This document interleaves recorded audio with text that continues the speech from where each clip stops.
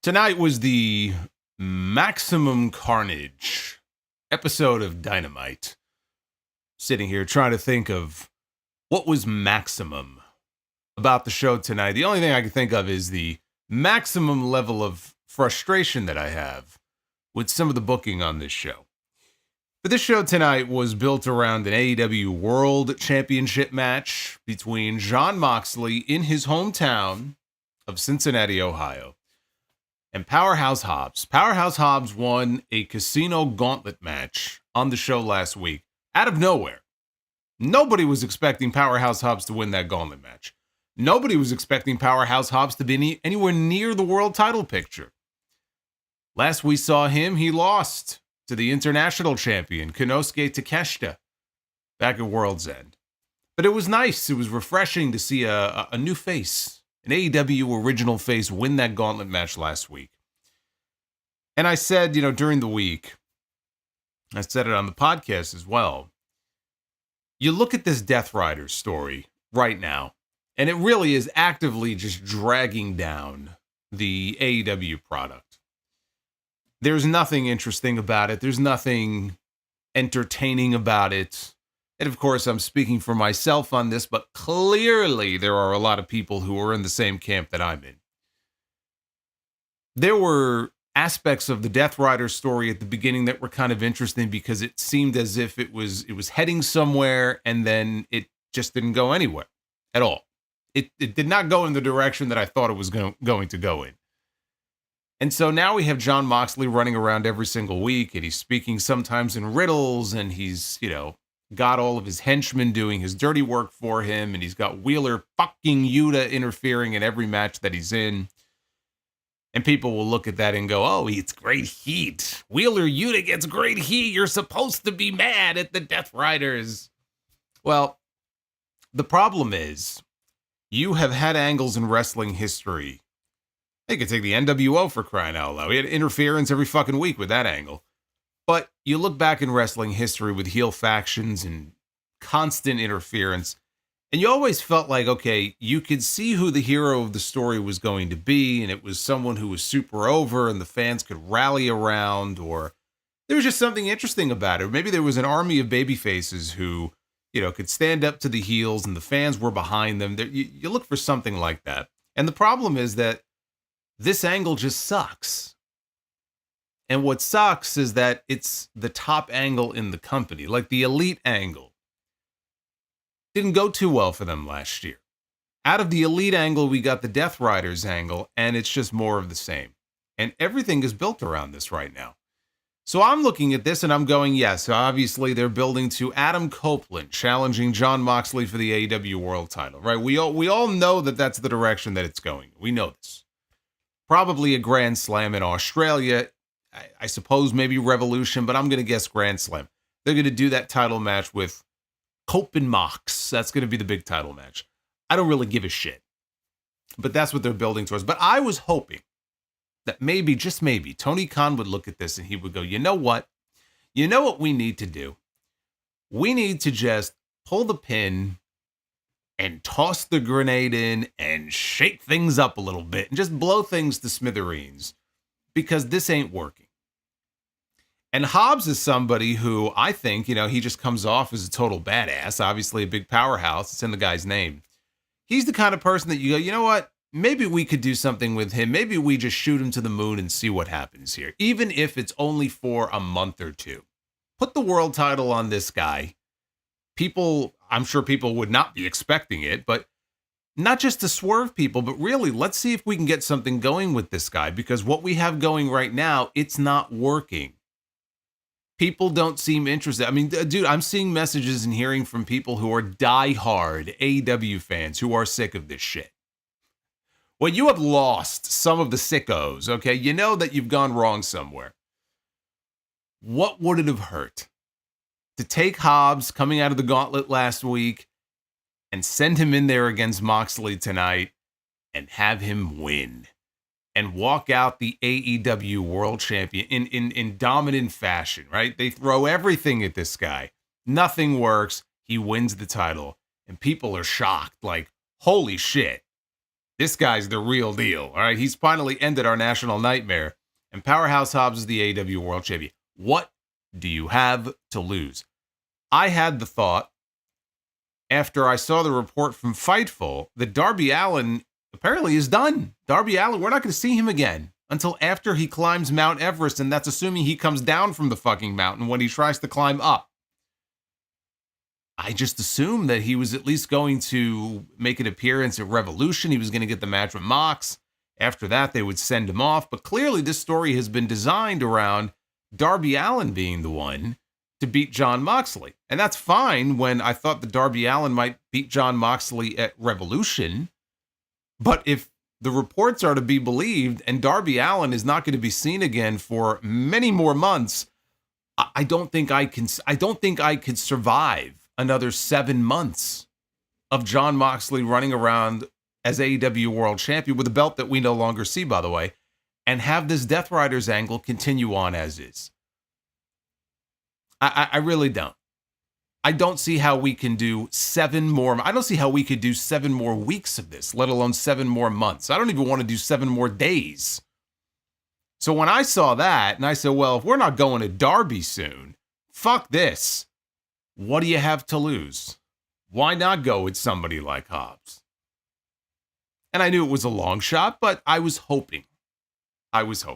Well, the Book of Hobbs. All right, we've heard about the Book of Hobbs before. The Book of Hobbs has closed. The Book of Hobbs will have to wait for its next chapter because not only did Powerhouse Hobbs not win the AEW World Championship today, which is no surprise, but they actually destroyed his leg. They shot an angle when the match was over that typically is designed to write somebody off of television. So for anybody thinking, well, maybe they'll just keep him strong in defeat coming out of this match and they'll, pivot to a different angle with him and he'll be involved in something else. That's not how I read that show closing angle tonight. I looked at that as, well, we're not going to see Hobbs now for at least several weeks, even though he's scheduled to be in a fucking dumb 12-man tag this weekend on Collision. They're going to have to find somebody else, apparently, for that match because they basically destroyed this man's leg in the middle of the ring. So it was not Powerhouse Hobbs. Powerhouse Hobbs falls to the Death Riders as so many others have up to this point. They just want to continue on with their plans for Cope and Mox. That's the big match that they're building to. If it does something for you, great. It doesn't do much for me. Of course, we still have Christian Cage running around with that world title contract. When he's going to cash it. Apparently, it won't be on Darby. So when he's going to cash that in, we don't know. I'm sure it'll tie into Copeland in some way, shape, or form. But I guess when the show is over, I just sat here and I just said to myself, like, I feel nothing. I feel like I went to the doctor to get some sort of minor operation, and they shot me up with a bunch of Novocaine, and I just don't feel anything. And I feel like when the show is over, you want to feel some level of excitement or, I can't wait to tune into next week to see what's going to happen or something. And I can't even say anger because it's just anger about what? Like we've been seeing this now for weeks and weeks. We've seen how things have been playing out here. It's not a surprise. But that feeling of like hopelessness, like, can they turn this storyline around? Can they do something that's going to get people excited again to watch this show? Is the answer Kenny Omega? Is the answer Will Ospreay? I'm sure Kenny Omega and Will Ospreay are going to have their moment at some point this year. Now is not that time. But I don't know. There's no easy answer for it. All I know is I watched Powerhouse Hobbs get his leg destroyed. And then 2 seconds later, Adam Copeland's music hits. And here comes Copeland and Dax Harwood and Cash Wheeler. Like they were standing there at the ready, just, we can't go anywhere until the music hits. So let's let this poor fucker get his leg destroyed first. And then we'll run out there. It was so stupid. Stupid. There's a good word for it. Very, very stupid. And it's too bad because, if you strip away all of the nonsense and you strip away everything, all the shitty parts of this that I just talked about. The match itself was not a bad match. They had a good match, and you could tell how they tried to go out of their way to make Hobbs look as strong as possible, even in defeat, because he kicked out of a Death Rider, and there was another spot that he kicked out of where you thought maybe the match would be over. And I guess that was their way of trying to keep him strong and trying to make him look strong. Again, if you wanted to really make him look strong, you could have put the fucking belt on him. Sending him in there after he won the Gauntlet last week to lose to Moxley, it just makes me wonder, like, when was the decision made for him to win that Gauntlet? I wonder. Like, how late in the day was the decision made for Hobbs to win that Gauntlet match last week? I don't know. But I thought he had a good showing, at least in the match. That's the best really I could say about it. I'm just kind of over it at this point. You look at this show tonight, and you could pick out good things about the show. Look, the Women's Casino Gauntlet match. We had our first ever Women's Casino Gauntlet tonight to crown a number one contender for the AEW Women's World Championship heading into Australia next month. Everybody knew Toni Storm was winning this match. Everybody except Toni Storm, who apparently thinks she does not deserve to be in contention for the title. Yet she was in the Gauntlet tonight, and she won. And so we are getting our rematch from All In between Mariah May and Toni Storm. This time a very different Toni Storm at Grand Slam next month. So that was predictable. But as far as the Gauntlet itself, I mean, even the Gauntlet was fine. It was the weakest of all the casino gauntlets they've done.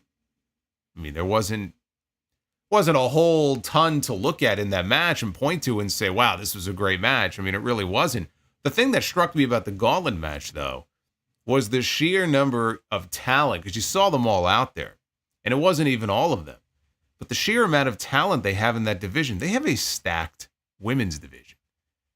And it might not feel like it because you look at the women's division right now and you have the Toni and Mariah stuff. And then beyond that, there's not really a lot to speak of right now, right? Jamie Hayter's been feuding with Julia Hart. Chris Statlander had 2 shots at the TBS title and lost them both. She may or may not be friends again now with Willow Nightingale. Who the fuck knows? They were friends, then Chris turned on her, but now she's a babyface again. I don't know. But they have a ton of talent in that women's division. It's just too bad they don't have somebody who, has the concern or desire, I guess, to do more with the talent that he has. I could think of one talent who I was wondering if she would appear in the Gauntlet tonight. I knew she wasn't going to, but I thought maybe there's a chance. All right, you got her under contract. Maybe she'll actually show up on AEW television. Of course she didn't. So that's a good thing. You look at all the talent they have, that's a good thing. Of course, having good talent and knowing what to do with good talent is 2 completely different things. But Toni Storm is going to Australia. The other thing also, 2 things. 2 returns tonight. Kenny Omega made his in-ring return to AEW, which is a great thing. Not a moment too soon. And we had the return of Samoa Joe. I've been waiting for Samoa Joe to come back. I thought maybe we would see him last month, and they were going to position him against Jericho for the ROH title. And do I want to see him working with Jericho? No, I don't. But the last time we saw him, he was driven through a wall on a forklift, I believe. That was the last time we saw Joe, by Jericho. Well, he didn't go after Jericho tonight, but he is back. He did come out to help his boy Hook. And whatever he's doing on the show, getting Samoa Joe back is nothing but a plus. So that's good. Getting Kenny Omega back is a plus. Getting Samoa Joe back is a plus. Those are all good things, okay? I'm trying to find the nuggets of gold here in a heaping pile of shit. So those are positive things. But we also, on the show, had another segment with MJF and Jeff Jarrett, which I will get into. We had a dueling promo battle between these two. Again, I feel nothing. I look at MJF out there and I say this is the best they have for him at a time when they're struggling. They're struggling to grow this audience back to where it was even a year ago. And you have MJF back now. He's filmed his movies. He's healthy again. You got him back, and this is what they have him doing. And this goes to the point I just made about having great talent and knowing what to do with that talent.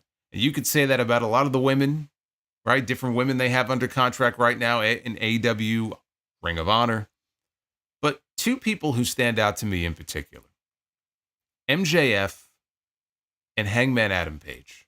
This whole situation, by the way, with the Death Rider stuff and how fucking awful it is and this title is being held hostage, this all could have been avoided. After he beat Swerve it all out in the cage match, this all could have been avoided if you would have put the championship on Hangman back at WrestleDream. And they didn't do that. They wanted to go with Moxley because they had this great idea. Moxley had this great idea, which apparently he's able to run his own fucking angle. It's a great idea. So Hangman Page, yes, he was in the main event at World's End. He was in that four-way match. But look at what these guys are doing right now. MJF is feuding with Jeff Jarrett. Hangman Page is wrestling on Collision this weekend in a Texas death match against Christopher Daniels. I don't even remember the last time Christopher Daniels wrestled a match. He's a backstage official in this company. Hangman is feuding with Christopher Daniels. MJF is feuding with Jeff Jarrett at a time when AEW could fucking use guys like this in the top mix in this company. Why are they relegated to these roles? What is it that Tony Khan has in mind that's so much better than making use of these two guys? This is what I'm talking about. He's got just a plethora of talent at his fingers, and it's very frustrating to watch these shows and wonder, where is this person? Or why is this person doing this? Like, what are we doing here? That question still has no answer to. I can't give you a good answer. All I could do is point out the things that I think are fixable and that I think are bringing down the show and bringing down the product. Whether or not changes are made to try to fix these things probably won't happen. All I could do is point them out and hope for the best. But this is the state right now of this show. You try to pick out the good things where you can, but the booking and some of the negative things, it's just, I don't know. Mind-blowing, maybe? Frustrating is a good word for it. I don't really know what else to say. I'm kind of running out of words. We'll talk about the show. AEW Dynamite tonight, Maximum Carnage review. I think the Maximum Carnage is with the booking behind the scenes. Not so much on camera tonight. There was a little bit of carnage. I don't know if I'd call it Maximum Carnage. Then we got Maximum Carnage Collision, which is being taped in the same venue tomorrow night that will air this weekend. But this is your AEW Dynamite review for January 15th, 2025. My goodness. Aren't you glad that I'm here to help you sift through all of this? Copeland calls himself Cope, right? We'll all cope together here on this Dynamite review. You will help me cope, and I will help you cope. We'll have a mutual coping session. I have to thank you, by the way, because we passed 83,000 subscribers a few days ago. Just passed it, but we are already almost at the halfway point between 83 and 84. So we are well on our way to 84,000. Thank you for that. If you are new here, welcome. If you are not able to talk in the chat, it's because we have a limit. You have to be a subscriber for at least a week. So be patient, and you'll be able to dive into the conversation very soon, along with the rest of us here on these streams. Super chats are open. You will see them popping up on your screen. We have a goal that's set as well. So again, if any messages come in, I will be reading them a little bit later on here in the review. The Book of Hobbs. Here it is right here. I was just reading this the other day. I was about 178 pages here into the Book of Hobbs. I pay no attention to Hobbs looking like William Shakespeare here on the back of this. But yeah, the book, I guess the book, I don't have to read that anymore. That's pretty much the end of that. By the way, I watched the show tonight on Max. My first time watching it on Max and not on TBS. I had no issues. I saw a couple of people in the chat talking about how the show was lagging on them and stuff. I had no issues. I actually think that the audio is better on the Max feed than it is on TBS.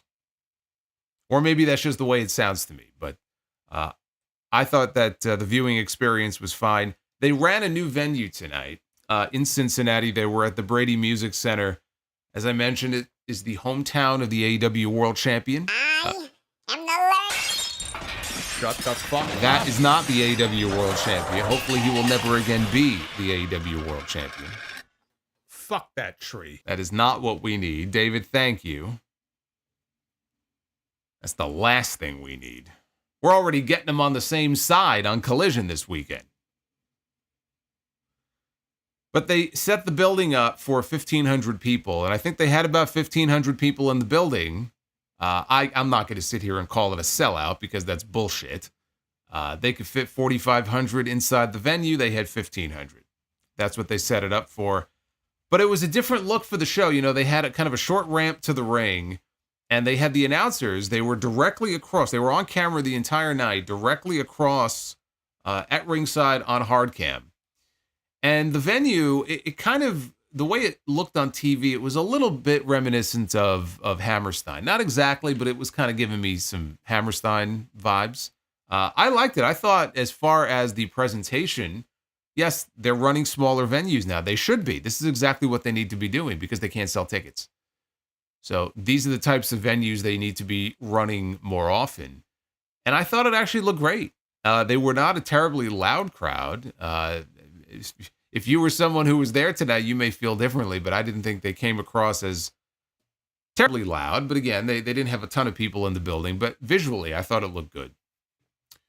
It also looks like Tony Khan has reacted to the deluge of negative feedback that he received on social media a few weeks ago when they debuted the Pointer Sisters as the intro music for Dynamite. They had "I'm So Excited," which is absolutely the wrong theme to be using because there's really, unfortunately, not a whole lot to be excited about watching these shows of late.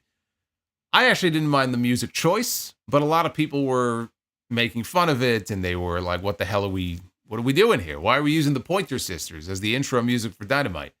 Well, ever since that first week, they have not aired the Pointer Sisters. They have not even had an intro for the show. It's been like a cold open. So this was the second straight week of that. So I think the Pointer Sisters have been relieved of their duty. I guess we'll find out soon enough if that's the case. But 2 weeks in a row, we haven't heard it. So that's probably not a good sign if you are a fan of the Pointer Sisters.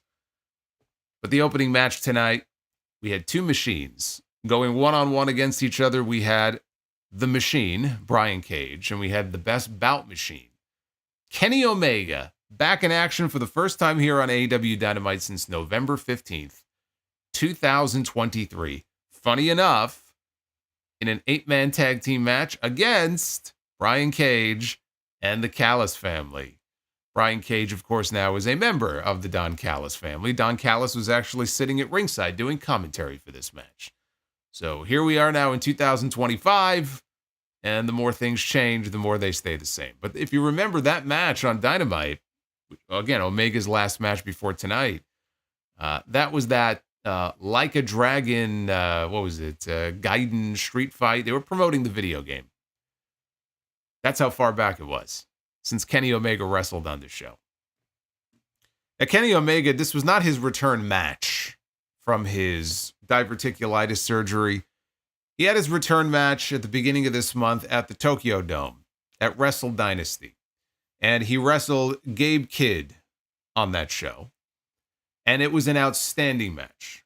Easily an early match of the year contender. If there was any doubt about what version of Kenny Omega we were going to get coming back from this injury, there can be no doubt. This was the Kenny Omega. This was, as Michael Cole would say, this was vintage Kenny Omega. Now, I was not expecting this match tonight to be on the level of that match, and it wasn't. But this technically was not his return. Now, this was his first match in an AEW ring, back here in the States. And we actually did get a brief mention from Tony Schiavone on commentary about how Omega had his return match in Japan. But it was very brief. And the way that the announcers just talked about him being back tonight for the rest of the match, you would think that he just didn't wrestle for 13 months. I mean, they really tried to distance themselves from any of the Wrestle Dynasty stuff. It's almost like it just never even happened. Mercedes, Takeshita, Omega, they've said very, very little, even though that was supposed to be a joint show between all of the promotions. And I still have people telling me that, well, it's because, can't talk about it on Max. That show aired on another streaming service. And I'm like, what fucking planet are you people living on? We had Mercedes Moné in the ring on Dynamite doing an entire segment to promote her match on that show with Mina Shirakawa. Okay, don't give me that fucking Max bullshit. It's just a weird thing. There's something else going on here. I don't think Tony was very happy about his guys making their returns on that show and not his show. That's Omega and the Bucks. Omega, I can understand.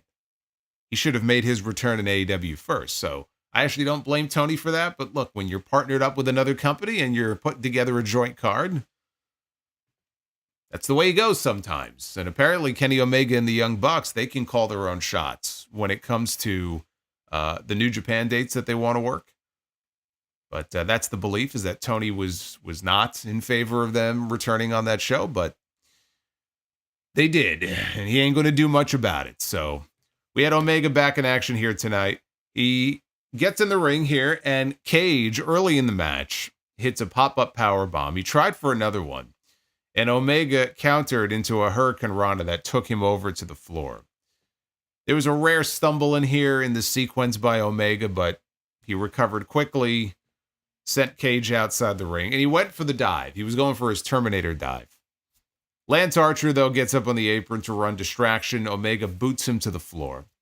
Cage, though, is able to turn Omega inside out with a lariat. He tossed Kenny into the barricade outside and then press slammed him up into the air and down, stomach first, abdomen first, on top of the announce desk. You can call it the diverticulitis dump. That's what I call that move. By the way, I was wondering, is the table solid oak? Remember what Excalibur said? Like, oh, it was a solid oak announce desk. So full of shit. So I was wondering, is that a solid oak announce desk that Kenny Omega was just dropped on? Maybe this week it was marble. Maybe it was a redwood. So as Omega is laying stomach down on the table, he starts clutching his abdomen. He was bleeding a little bit from the forehead. Cage took the referee, and then with the referee distracted, Archer and Don Callis, who gets up from commentary, throws his headset down and just starts raining punches down on Kenny Omega. They're firing shots away at this guy. Referee doesn't see a thing. They go to commercial. They come back from the break. Cage hits a suplex from the apron back into the ring. And Omega crawls out to the ramp. He tries for another Hurricane Rana, but Cage ends up powerbombing him from the ramp over the top rope back into the ring, and he gets a near fall out of it. Omega fought off a pump handle. Cage got the knees up, though, on a moonsault attempt. Hit the sit-out pump handle for a 2 count. Cage went up top, got cut off, and that allowed Omega to hit a springboard sunset bomb before a V-trigger connects. Kenny floated over a German suplex attempt. He ducked the discus lariat and caught Cage with a pump knee and then a V-trigger and then the one-winged angel. And that's all she wrote for Brian Cage. Kenny Omega picks up the win. When the match was over, Lance Archer gets into the ring. Kyle Fletcher came down to the ring, and they all attacked Omega until Will Ospreay hits the ring. And he made the save, very similar to what happened at the end of Dynamite last week. Ospreay flipped out of an Archer chokeslam. He hit an Enziguri, and then Omega fired off a V-trigger. And Billy Boy, he capped it off with a hidden blade. And then Ospreay and Omega, they come face to face. And now the two of them are exchanging words until Ospreay shoves Omega out of the way. He opts to go wipe out Kyle Fletcher with a springboard dive on the floor. Konosuke Takeshita comes out. He gets into the ring, and he and Kenny Omega start slugging it out until Fletcher and Ospreay, they get back inside. And Fletcher and Takeshita, they got the advantage. They laid out the baby faces with their Brainbuster and Raging Fire finishes, respectively. And so the Callis family stands tall here over Kenny Omega and Will Ospreay at the end of this segment. I thought it was a good comeback showing here. His first match back on Dynamite for Kenny. Obviously, again, nothing like the match he had against Gabe Kidd. But that was a big show at the Dome, and this was not a big show in front of 1,500 people. So pretty big difference between the two. But it was a good match, and yet another save here by Will Ospreay. Now, I said last week in the review, there were a lot of people during the week who were talking about the possibility of Omega against Ospreay. Is that what they're building to? Maybe, if not a Grand Slam, then maybe there's a play for it at Revolution or something, but they were thinking Grand Slam. At no point did I think, okay, they're doing Kenny Omega against Will Ospreay. Doesn't serve any purpose. Doesn't serve any good purpose. What they were building to was Omega and Ospreay as partners against Kyle Fletcher and then probably Konosuke Takeshita. Well, we saw Takeshita come out here. And so it seems pretty clear to me we're getting a tag team match, and it should happen in Australia. It'll be Omega and Ospreay against Fletcher and Takeshita on that show, but that hasn't been officially announced. That's what we're going to get, though. After this, we got another one of these New York Minute vignettes. It's fucking God. You know, one good thing about Chris Jericho being the Ring of Honor World Champion, he is making fewer appearances on these shows. That's a good thing. But yet we still have the New York Minute with our resident Ring of Honor World Champion. So it was Chris Jericho in the back, along with Brian Keith and Big Bill, who lost to Adam Copeland on Collision. We had Big Edge and Little Edge on Collision. And so Jericho is discussing this 12-man tag that I mentioned before that they're doing on Collision. They're taping it tomorrow in this venue. It's going to air on Saturday. And it's going to be the Learning Tree crew and the Death Riders on the same side, taking on Rated FTR, the Outrunners, and Powerhouse Hobbs. Or at least it was supposed to be Powerhouse Hobbs. Doesn't look like it's going to be now. Jericho calls Cope a dope, because that's what he's calling himself now. Now he's Cope. You know, it's too bad we don't have a wrestler named Seethe. Maybe Christian could rename himself Seethe, and then they could be Cope and Seethe. Get it? They could be a tag team. So Cope is a dope, according to Jericho, and Cash Wheeler, and he's trying to think, what can I call Cash Wheeler? He goes, he's a kneeler, because he kneels at the feet of the wrestling god here, or the feet of the Learning Tree. Ha ha ha! Ha. Yeah.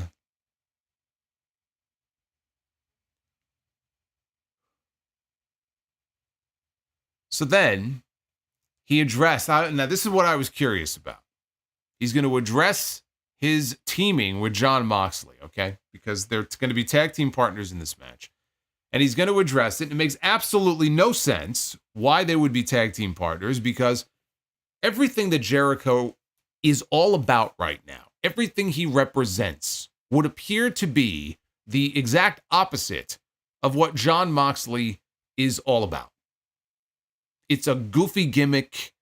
I mean, just everything about it. It does not scream, hey, you know what? The Death Riders and the Learning Tree, we have something in common here. No, you don't. Other than the fact that you're heels. That's about it. So I wanted to see how they were going to explain this. So here's the explanation that we got from Chris Jericho in this segment. Jericho promised Moxley that the Learning Tree and the Death Riders are going to be on the same page. That's it. That's your explanation. Jon Moxley, I know you well, and I can tell you this. Learning Tree and the Death Riders are going to be on the same page. Now, they probably won't be, I'm guessing, in the match. I'm not saying they're all going to get along just fine, but this whole thing is stupid. You're taking the two things I fucking despise the worst about this product, and you're putting them in the same match. You're putting them on television at the same time. But it just doesn't, none of this makes sense. None of this makes sense. It sucks, and so did this segment. But, you know, these segments, these New York Minute segments, they're intentionally bad. They're supposed to be bad. So I guess Tony gave him a good pat on the back when he yelled cut. Cut being what he should have done with this segment after it aired. Or before it aired. I guess cutting it after it aired doesn't really do any of us any good. I don't even know what I'm talking about anymore. Whatever. At least it was short. Speaking of short, that leads us into our next segment here. We had Ricochet. No, I'm not saying Ricochet is short. I'm saying this segment here was short. We had Ricochet Now, I actually gave praise to this. The last time we saw Ricochet on Dynamite, he got his revenge on Swerve Strickland for mocking him. And he was draped in toilet paper at World's End after he lost in the Continental Classic to Takeshita. And he stood there and he just looked like a defeated man. And I said, he has to come back and slaughter this guy. And that's what he did. He came out, he bloodied up Swerve Strickland. He looked like a psycho out there. He had Swerve's blood all over him. Right? That was good. That was a good follow-up to what they did with Ricochet at World's End. So now Ricochet was out for a promo. And you got to hold your breath here now because you never know how this is going to go. Promos are not his strong suit. But he came out to the ring and he was dressed in a suit and in glasses. And he was showered by booze. And the crowd started chanting Swerve's house and they wouldn't let him speak. So he said, "A picture is worth 1,000 words." And up on the screen, they showed a photo of him from that segment a couple of weeks ago where he bloodied up Swerve. So everybody gets to see it again. Swerve's music hits. So now Ricochet's standing in the ring and he's waiting for him to come out. Of course, when the heel is waiting for the babyface to come out, like, all right, come on, I'm waiting for you. You know exactly what's about to happen. And sure enough, Prince Nana appeared from behind with a chair and he hit Ricochet in the back with a chair. So now here comes Swerve Strickland taking his time, coming out down the ramp, and he's got a chain. He gets into the ring. Now Ricochet is down on the mat and Swerve takes this chain, this heavy chain, and he tries to whip him with it. Thankfully for Ricochet, he was able to move out of the way at the last second, and he exits the ring. Swerve now is stalking him into the crowd. Ricochet grabs a security guard, and he throws the security guard at Swerve as he makes his exit out of the building, because the exit door was right there, small venue, and he makes his exit out the door into the snow. It was a cold, snowy night in Cincinnati tonight, and so he exits out the door. And Swerve, eventually, he went over to the door and opened it, and I guess Ricochet was gone, but you could see the cars driving down the street in the background, right behind Swerve. So then Swerve just walks right back through the crowd to the ring, and that was it. That was the entire segment. That was the big follow-up. Not much of a follow-up. Ricochet was out here milking these boos like he was Kofi Kingston or Xavier Woods on Raw, although we haven't seen much of them on Raw the last couple of weeks. But he said next to nothing. Now it's Ricochet. So probably for the better. Like I said, this is not his strong suit. But even still, though, even if that was for the better, this just felt like a complete waste of time. So not much else to say about it. We already knew that we were heading to a match between these two. We didn't really need this segment to tell us this. And again, they didn't really touch. Nothing happened here.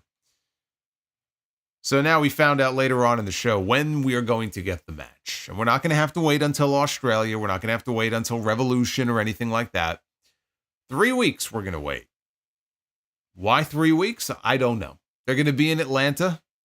Actually, Raw's going to be in Atlanta the week before that, which is interesting. But they're going to be in Atlanta on February 5th. So 3 weeks from tonight, we will get the match on Dynamite between Swerve Strickland and Ricochet. I would presume that in that match, we don't get a clean-cut winner and they could run it back at Grand Slam, maybe with a stipulation. You know, when he attacked Swerve, he attacked him with a golden pair of scissors. Now, ask yourself, what is the significance of that?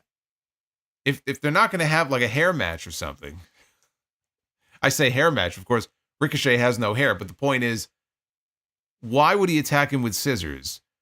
Because Swerve was calling him bald, right? He was making fun, like, you bald. So he attacked him with scissors. If he's not going to even attempt to cut Swerve's hair, I don't understand the purpose of him doing that. Like, he was literally making fun of this man having no hair. So you would think the guy who attacks him with scissors would try to cut his hair. I'm just spitballing here that might play into a stipulation for an eventual match between the two. But this right here is going to be a straight match. We had a trios match. Who the hell are the trios champions? That's a good question. Who are the trios champions right now? I forgot who the trio. Do we even have trios titles anymore? Oh, it's the Death Riders. When was the last time they defended those titles? I legitimately forgot for 10 seconds there that they were even the Trios champions anymore. The fuck? When was the last time we saw them defend those titles? I have no idea. Shut the fuck up.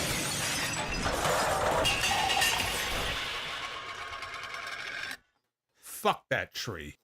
No clue. Well, you guys are a real help. Thanks. Talk about useless belts. My God. What is the point? Seriously. What is the point? Why even bother having them at this point? What purpose do they serve? It's like the women's tag team titles in WWE. What purpose do they serve? We had a trios match with the Hurt Syndicate, who were not going after the trios titles, but they were a trio tonight. This was the in-ring AEW debut of MVP. It was MVP, Bobby Lashley, and Shelton Benjamin taking on Mark Briscoe and the AEW Tag Team Champions Private Party. This goes to what I said earlier when I talk about the frustrating booking and people not knowing what the fuck they're doing, and I pointed out, what are we doing with MJF? What are we doing with Hangman Page? What are we doing with Private Party? Private Party beat the Young Bucks to win the AEW Tag Team titles in October. It is January. Do you know how many matches they've had on Dynamite since that match with the Bucks? Before tonight? None. This was their first match.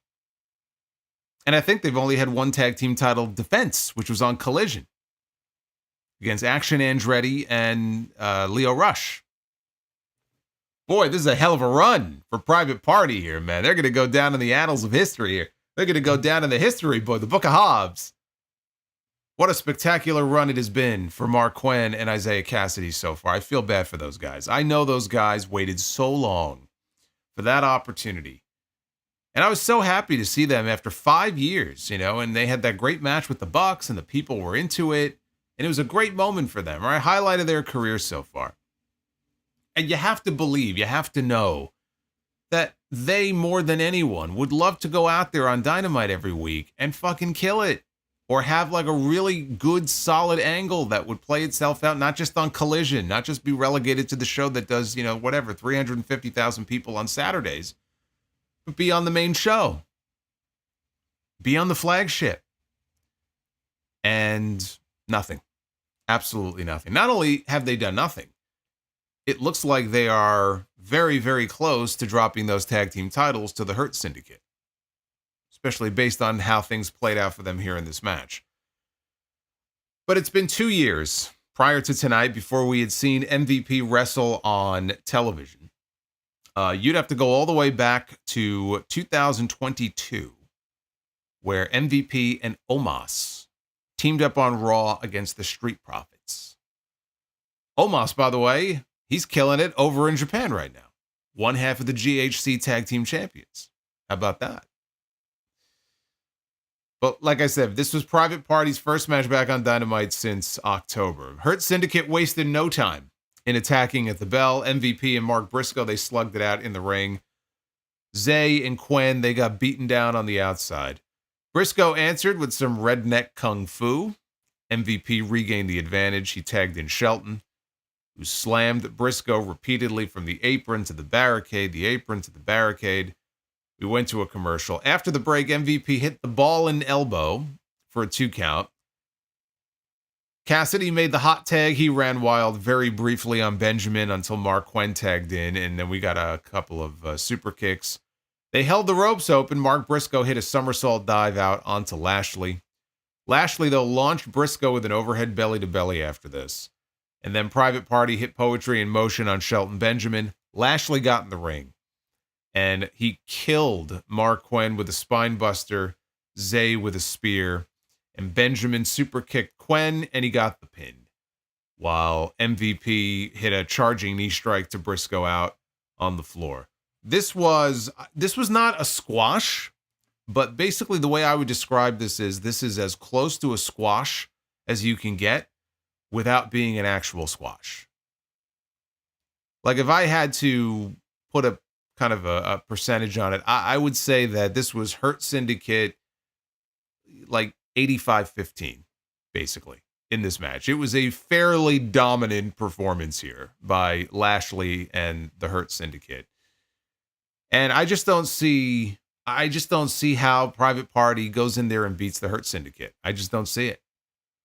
I mean, I'd like to think and hope for their sake that this is not going to be it for them in their tag title run. They could try to redeem it in some way. But let's be honest. I mean, even if they happen to not lose the belts to the Hurt Syndicate, they survive somehow by the skin of their teeth.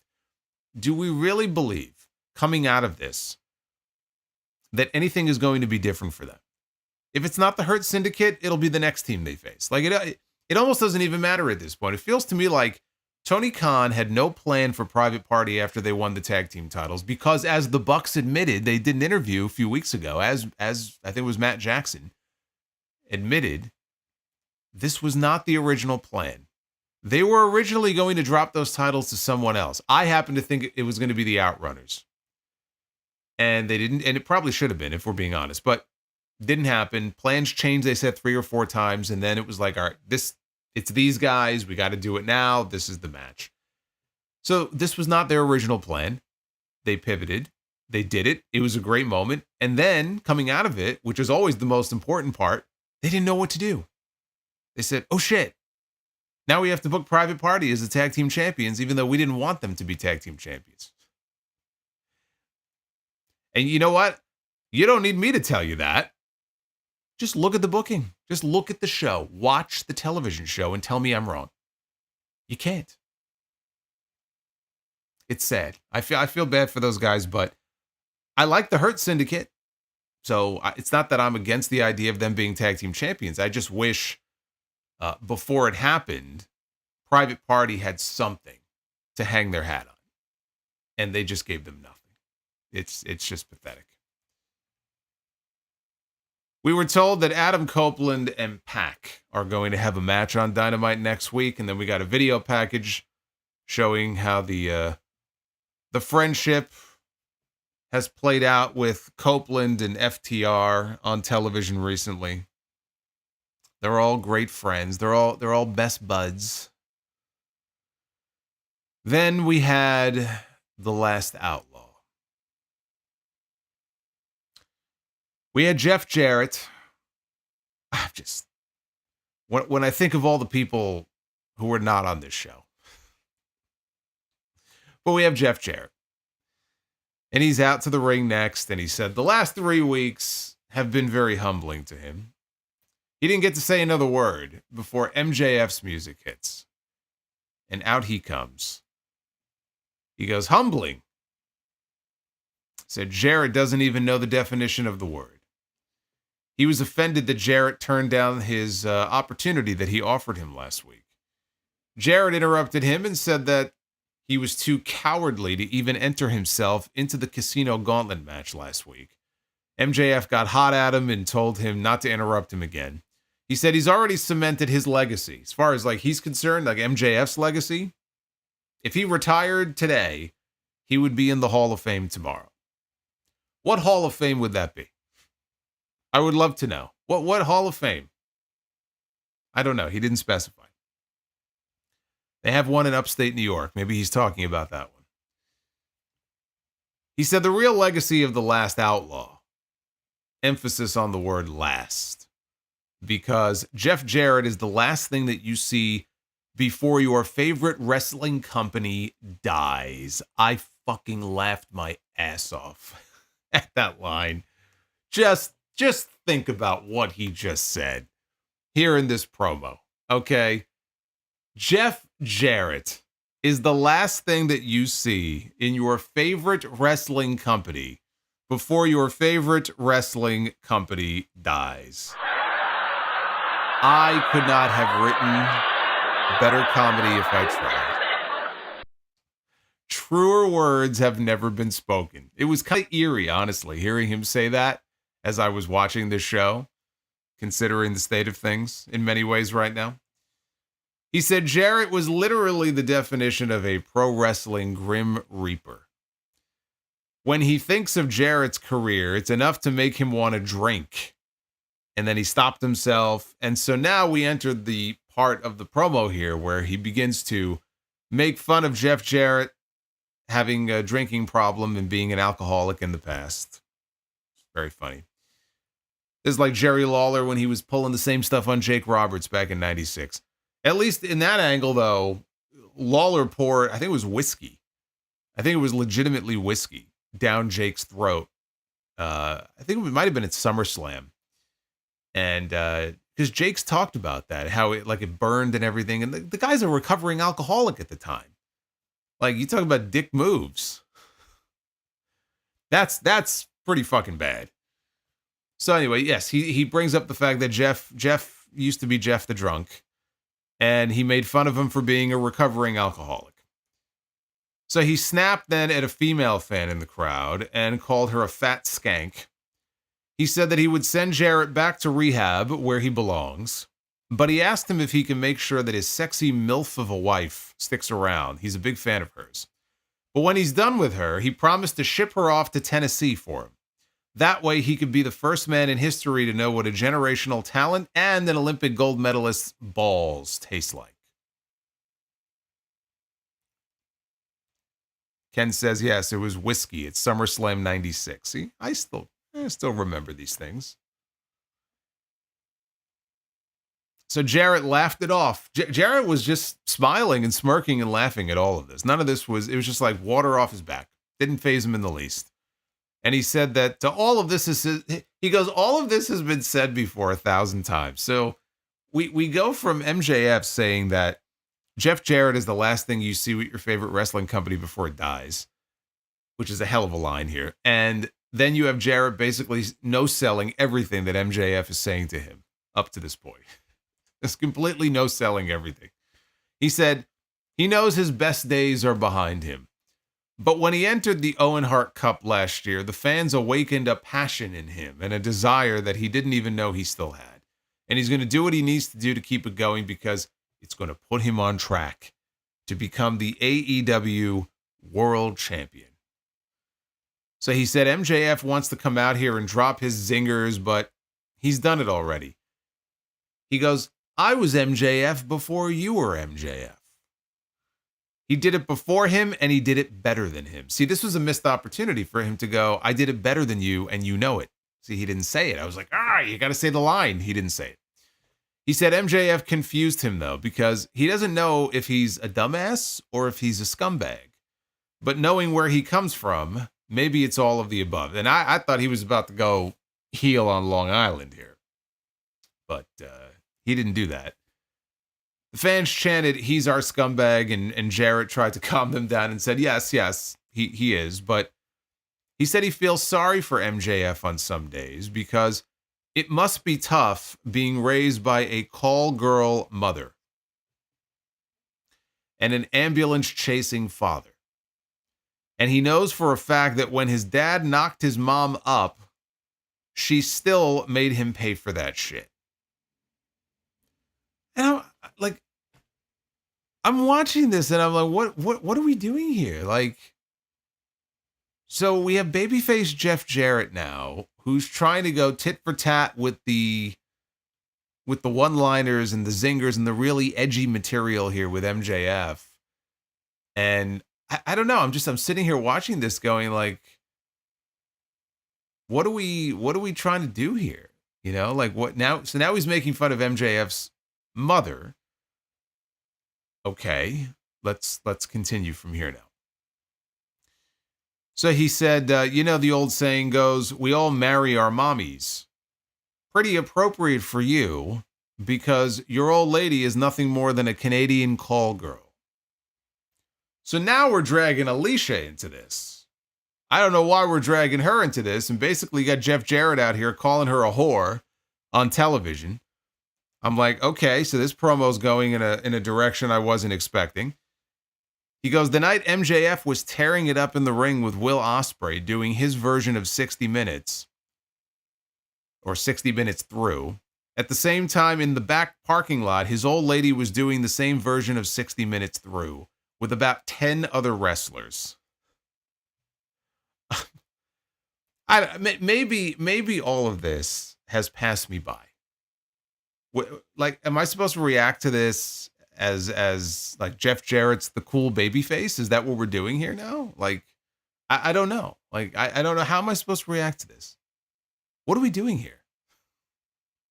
What is the point of this? So Jarrett then gets serious and he says MJF needs him. Now we're getting into the point in the promo where, okay, let's see what the point of this is.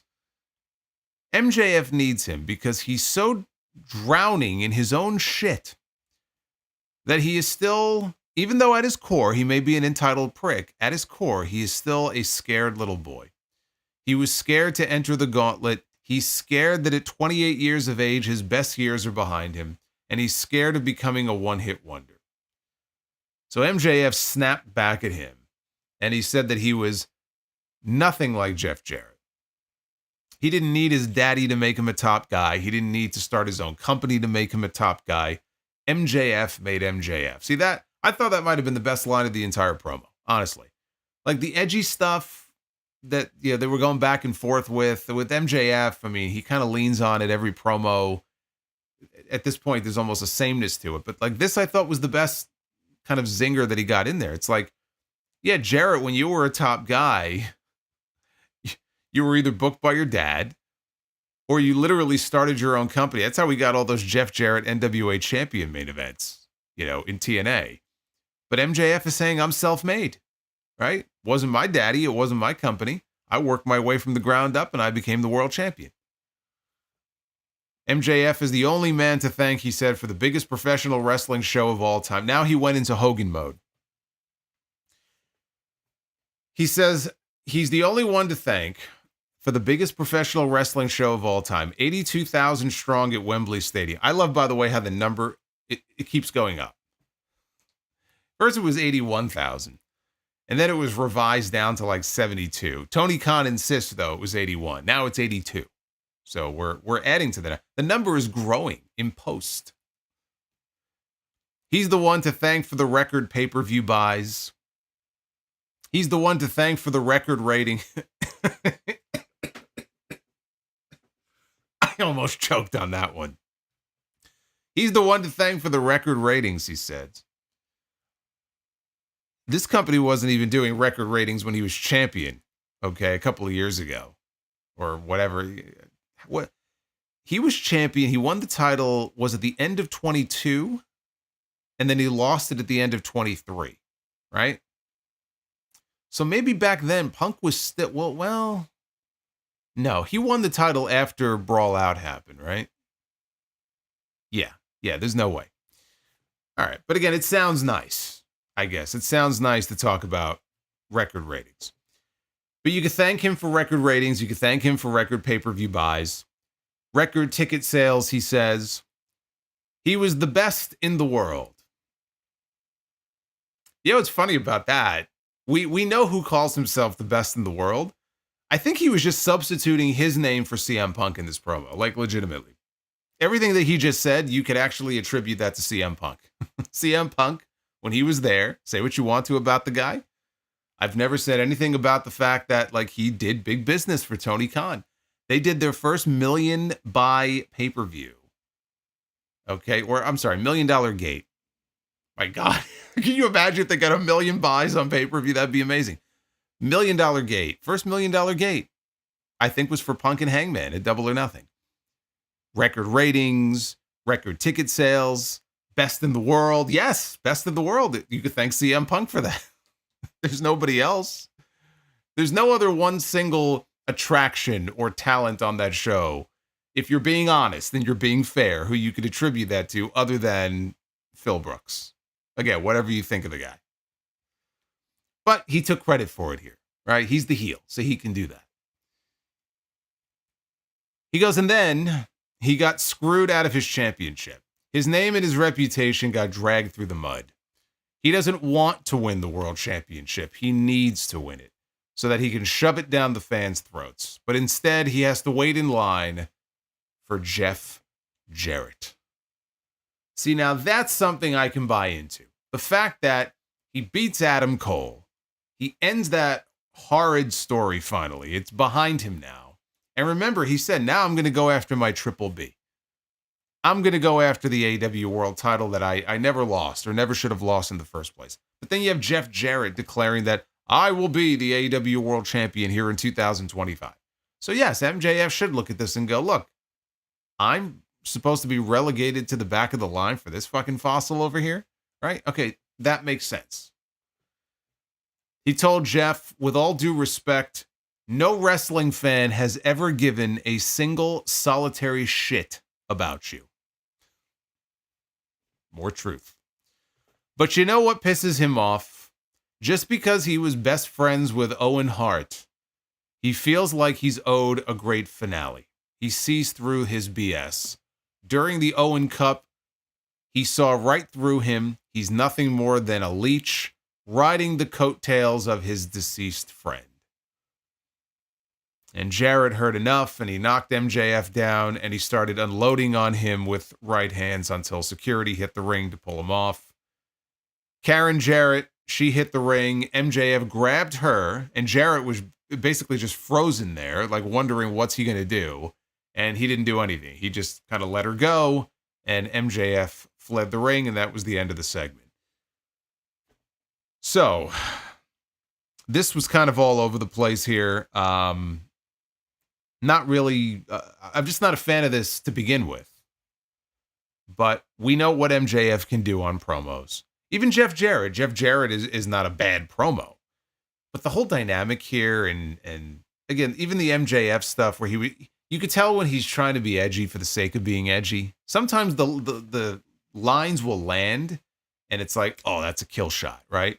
But here in this promo, it was just like they're trying to be edgy for the sake of being edgy, and they're dragging his girlfriend into it and calling her a whore and talking about his mom was a call girl. I'm like, can we get to the meat of this, please? And then they get into the meat of it, and MJF did say some things there that I agree with and that do make sense. And then you have him bring up Owen Hart. Now, I know why they did it. And they do the Owen Hart Cup every year. And so you might look at it and go, well, it's fair game to bring it up. I didn't think that had to be brought up here. I didn't think they had to use it for heat here in this angle. But that's what it took for Jeff Jarrett to finally get serious and start raining blows down upon this man. Still no hint as far as when we're going to get the match between them. Are they going to save it for Australia? Are they going to do it on Dynamite? My guess is they're going to want to do it on one of the bigger shows. So we're probably looking at Grand Slam next month. The sooner the better. I think the sooner we can get past this, the sooner that we can get MJF into something that's a little more meaningful. And I mentioned this a few weeks ago. One match that they teased, and we never got it because he got hurt, he lost the title, and he went away, was MJF and Swerve Strickland. Now, Swerve is working with Ricochet right now. Evidently, his feud, if you can call it that, with Bobby Lashley was one and done. So that's the end of that. But right now we're getting Swerve and Ricochet. When that plays itself out, I would love to see Swerve and MJF. There doesn't even have to be a title on the line. Swerve and MJF, that's a feud and a match that I could get behind. Jeff Jarrett and MJF, it just feels like a placeholder until, whoever is next for MJF is free of whatever they're doing right now. It's the talent placement on this show, week to week, that just makes me scratch my head. And I again, I've listed 3, 4, 5 different talents right off the bat here tonight alone, that are just doing things that they shouldn't be doing, or they're not doing much of anything right now. And that's what makes it so frustrating. I look at some of this stuff and I go, why are we doing this? Why are we doing this? Whose idea was this? It just feels like a waste of time for some of these people. That's kind of how I feel about this. But they have their story that they're going to tell with Jarrett this year. This is their... I'm not saying that they're just literally copying it, but that's what it is. It's their John Cena story. The story of John Cena trying to go for number 17 this year. His final year before he hangs it up. And now Jeff Jarrett, he's trying to go for one last world title, that 13th world championship here in his final active year as an in-ring performer. And he wants to be the world champion. And that's to say nothing, of course, of Tanahashi in New Japan, who's also having his retirement year, but he hasn't said anything necessarily about how I've got to be IWG. Actually, I think he has said that, but They're not really harping on it as much as they are with Cena and they are here with Jarrett. But it's weird how we have a lot of very similar stories in 3 different promotions that are playing out at the exact same time. And this is the one that I'm invested in the least out of all of them. And don't dismiss the possibility that Tony Khan would not put that title on Jarrett for a brief period of time. He absolutely would. And I think that that would be just completely ridiculous if it comes to that. And even if it doesn't, this just doesn't do anything for me. Jarrett was just never that guy that I looked at in that way where it's, you kind of hold them in reverence. He is in many ways one of the last of a dying breed. There aren't too many veterans left, of his age, from his generation, who are still active in the way that he is, right? Very, very few.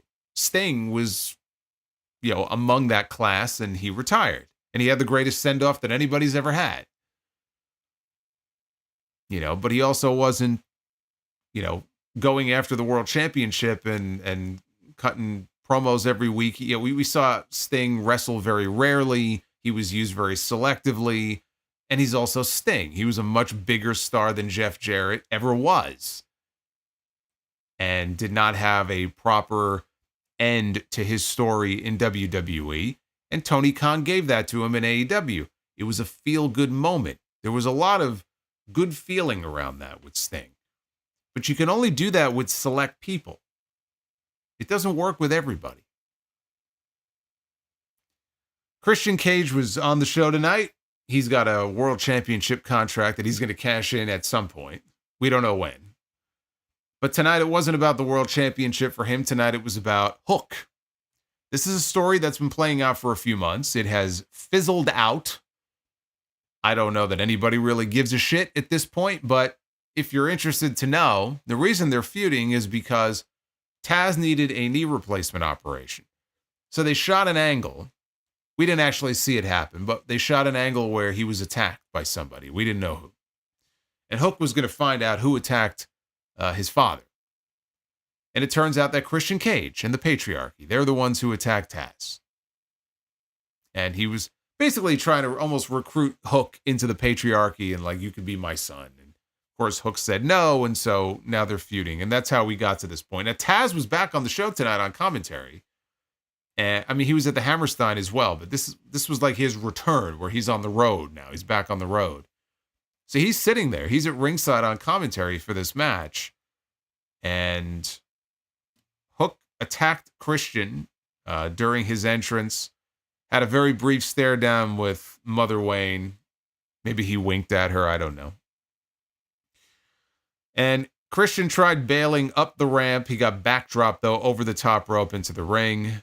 Now he's begging off. He's trying to apologize, and he's hugging Hook, everyone, and he turned it into an overhead suplex. During the break, Kip Sabian and Nick Wayne, they came out to be in the corner of Christian. And so that brought out Katsuyori Shibata, who came out to be... I love you, Solo! You are my tribal chief! Thank you, A. Lavelle. I appreciate that. But we had Shibata, who came out to be in Hook's corner. Christian got sent over the top to the outside, and Hook hit a diving forearm off the apron. He tried stomping the hand on the ring steps. Cage, though, swept out the leg, and Hook smacked spine first. So back inside, Christian hit 3 frog splashes, only for a 2 count. Then he wanted a spear. Hook avoided it at first. Ultimately, though, Christian did get the spear, and Hook kicked out. So Hook's fighting back, and he got red rum applied. Christian was able to break the hold. Christian slid through another red rum attempt and posted Hook. Shibata held off Nick Wayne and Kip Sabian from attacking, but Cage laid him out with a reverse DDT on the floor. Back inside, Christian wanted a kill switch. Hook countered into red rum. Christian signaled to his fellow Patriarchy members, and they interfered for the disqualification. So now the Patriarchy is going to Pillmanize Hook's arm. They had previously injured Hook's arm. They're going to do it again. And Taz was ringside, and he looked like he was about to get off commentary and do something about it. But he didn't have to, because we heard Samoa Joe's music. Hey, Taz managed Samoa Joe once upon a time, many years ago in TNA. See, there's history there. Samoa Joe is back, everybody. And the people here in Cincinnati, they went wild for this. They went as wild for his return as they did for anything else on the show, including Jon Moxley, who's from Cincinnati. So he got a big ovation, big reaction. He comes out to the ring, and Nick Wayne and Kip Sabian, they get tossed around and destroyed by Shibata and Joe. And then Cage and Mother Wayne, they retreat. So this was one of the bright spots here, because I've been waiting for Samoa Joe. I know he wrapped up his filming for Twisted Metal Season 2 a while ago, maybe a couple of months ago. And I've just been waiting to see what they were going to do with him upon his return. Now, the last time we saw him, he was taken up by Chris Jericho and the Learning Tree. So it would have made sense for him to come back and go after Jericho. I'm okay with him not going after Jericho because, you know what? He doesn't need to be sucked into that black hole. And he was mentoring Hook the last time we saw him. So him wanting to come to Hook's aid, it does make sense. I'm just glad he's back. I don't know, what they're going to do with him long term. I think he had his run as world champion. I don't see that happening again. But I'm just glad he's back on the show. Samoa Joe is one of those performers when he is on the show and healthy, especially when he's cutting promos. He adds a lot to these shows. So now they have Omega back and they have Joe back. Both of those things are a plus for this show, but it always boils down to what is he doing? How are you utilizing the talent? What ideas do you have for them? For that, we'll have to wait and see. But this whole thing with Christian and Hook, again, this is one of those things that I think they look at it and go that it's a plus for Hook to be working with people like Jericho and Christian, right? And Joe, all of whom are veterans. I could see that being a plus. But this program, this feud, whatever you want to call it, just has no juice. It's juiceless. There's no juice. I love juice. I loved Hoovy Juice when he was in WCW. The juice is loose. There's no juice. No one is paying attention to Christian and Hook. They're focused, if anything, on Christian and that contract that he has for a world title match. That's the real focus right now, not this stuff. Now, after this, Renee was in the back with Jeff Jarrett, another fucking Jeff Jarrett segment. He gets 2 segments on this fucking show. Now, he didn't say anything, though. She was asking him a question regarding MJF. He didn't get to say anything before Dustin Rhodes shows up. We have the last outlaw and the other outlaw. Dustin is there. He's got his 2 belts. He's Dustin 2 belts because he's one half of the Ring of Honor Tag Team Champions with Sammy Guevara. And he is also 1/3 of the Ring of Honor 6-man champions. So he's got 2 belts. And Dustin is standing there and he tells Jeff Jarrett that he knows a thing or two about all the miles that Jeff has put on his body all throughout his career and on the road. And he's been around. They've known each other for so long. He's been around for so long. And he puts all of his support behind Jarrett and said that MJF has no clue what they've been through during their career. And he hyped up Jarrett and said that he's a 12-time world champion. Outlaws never die, and they're the last of their kind.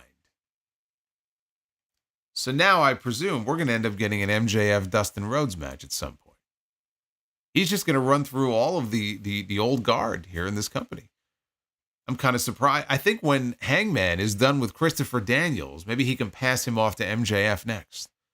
And then we can get MJF and Daniels. What's Jerry Lynn up to these days? Right? Jerry Lynn's hanging out in the back.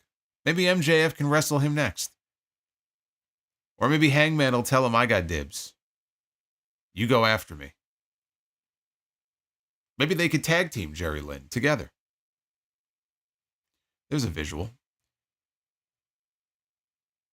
We had the first ever women's casino gauntlet match.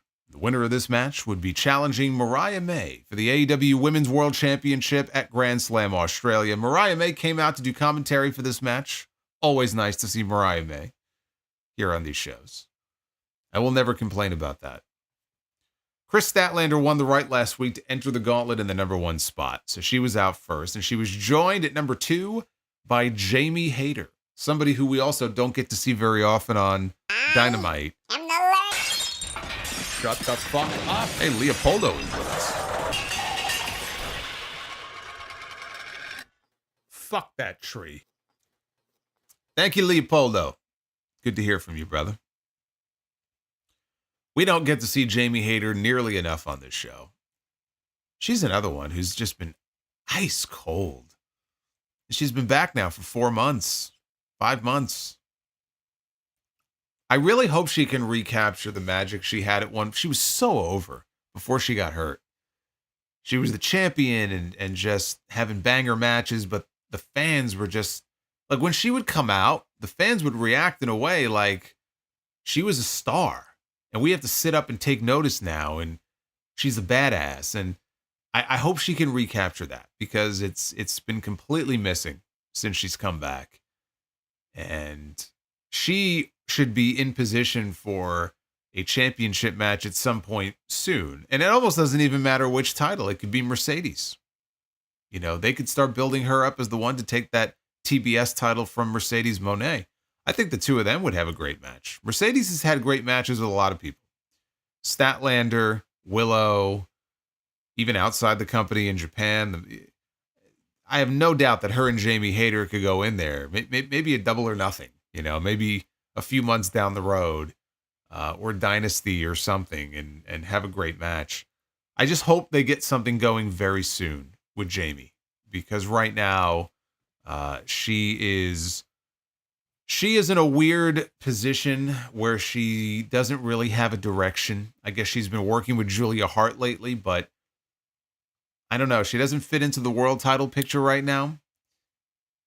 Mercedes, they haven't really given us any indication of what's next for her. That's why I brought her up, because I think that could be something. But she was number 2. So we had Statlander and we had Hayter opening things up in the Gauntlet, and they went at it for a little bit. And then out at number 3, we had the Megasis, Megan Bayne, who made some appearances, I think, on Dark a few years ago. And then I think she got hurt and tore her ACL. But she hasn't made very many appearances in AEW over the years, a handful of appearances. But she's been working in Japan, she's been working indies, GCW, but I don't care about that. I care about the fact that she is the reigning and defending House of Glory Women's World Champion. And she has been the HOG World Champion since July. So I immediately perked up in my chair and I said, oh, look who's here. And you just look at her and she just comes off as a star. She got a great look.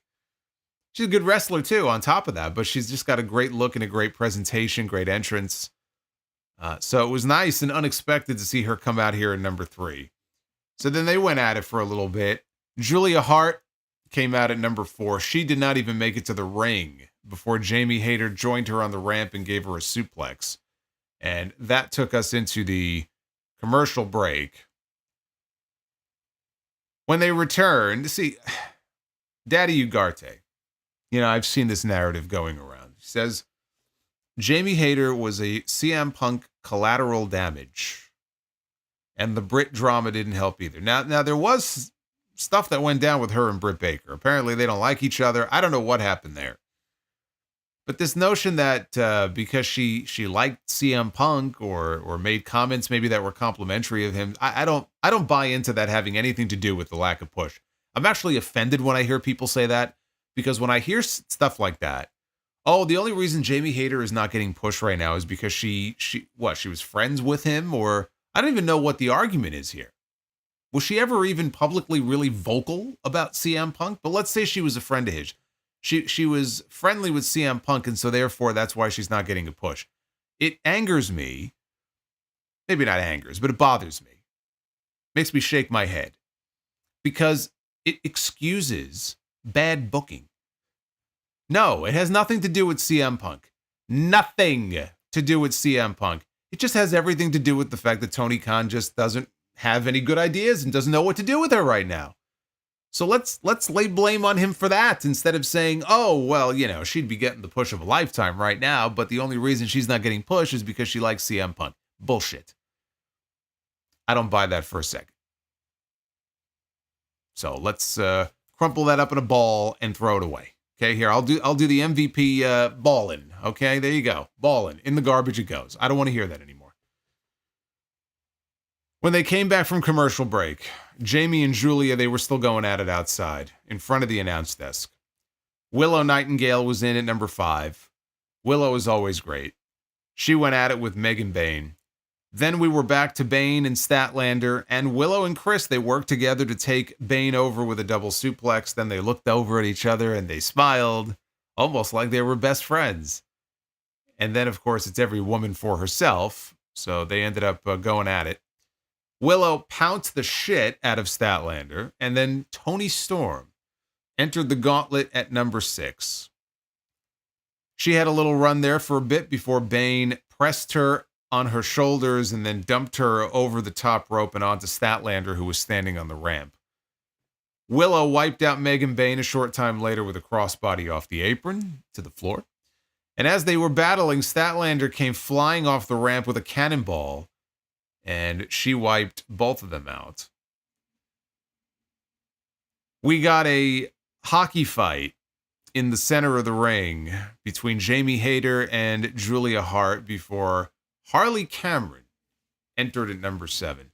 I've become a real fan of Harley Cameron's. Harley Cameron is multi-talented. She's very charismatic, easy on the eyes, obviously. She's a beautiful woman, but she's also tried to improve her craft in the ring. I've seen some of her matches recently, and you could just see improvement there, but you just see that she's getting to show a side of her that we didn't really get to see before. And I hope that Tony realizes what he has in her, because I feel like she's someone who should be featured more often on these shows and not just Collision. Because she could be one of the big stars in this division. I believe that. She could be a big star, honestly, anywhere she goes. She could be a big star somewhere else, too, if Tony's not careful. So she was out here at number 7. Jamie took her over with a release German suplex. Hayter dropped Julia across the knee with the hate breaker, but Harley snuck up behind Jamie with a roll-up attempt.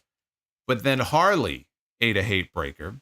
Jamie tried for the Haterade lariat, but Harley ducked it. But when Harley looked up, she thought she was safe, right? She looked up, and she got misted in the face by Julia Hart.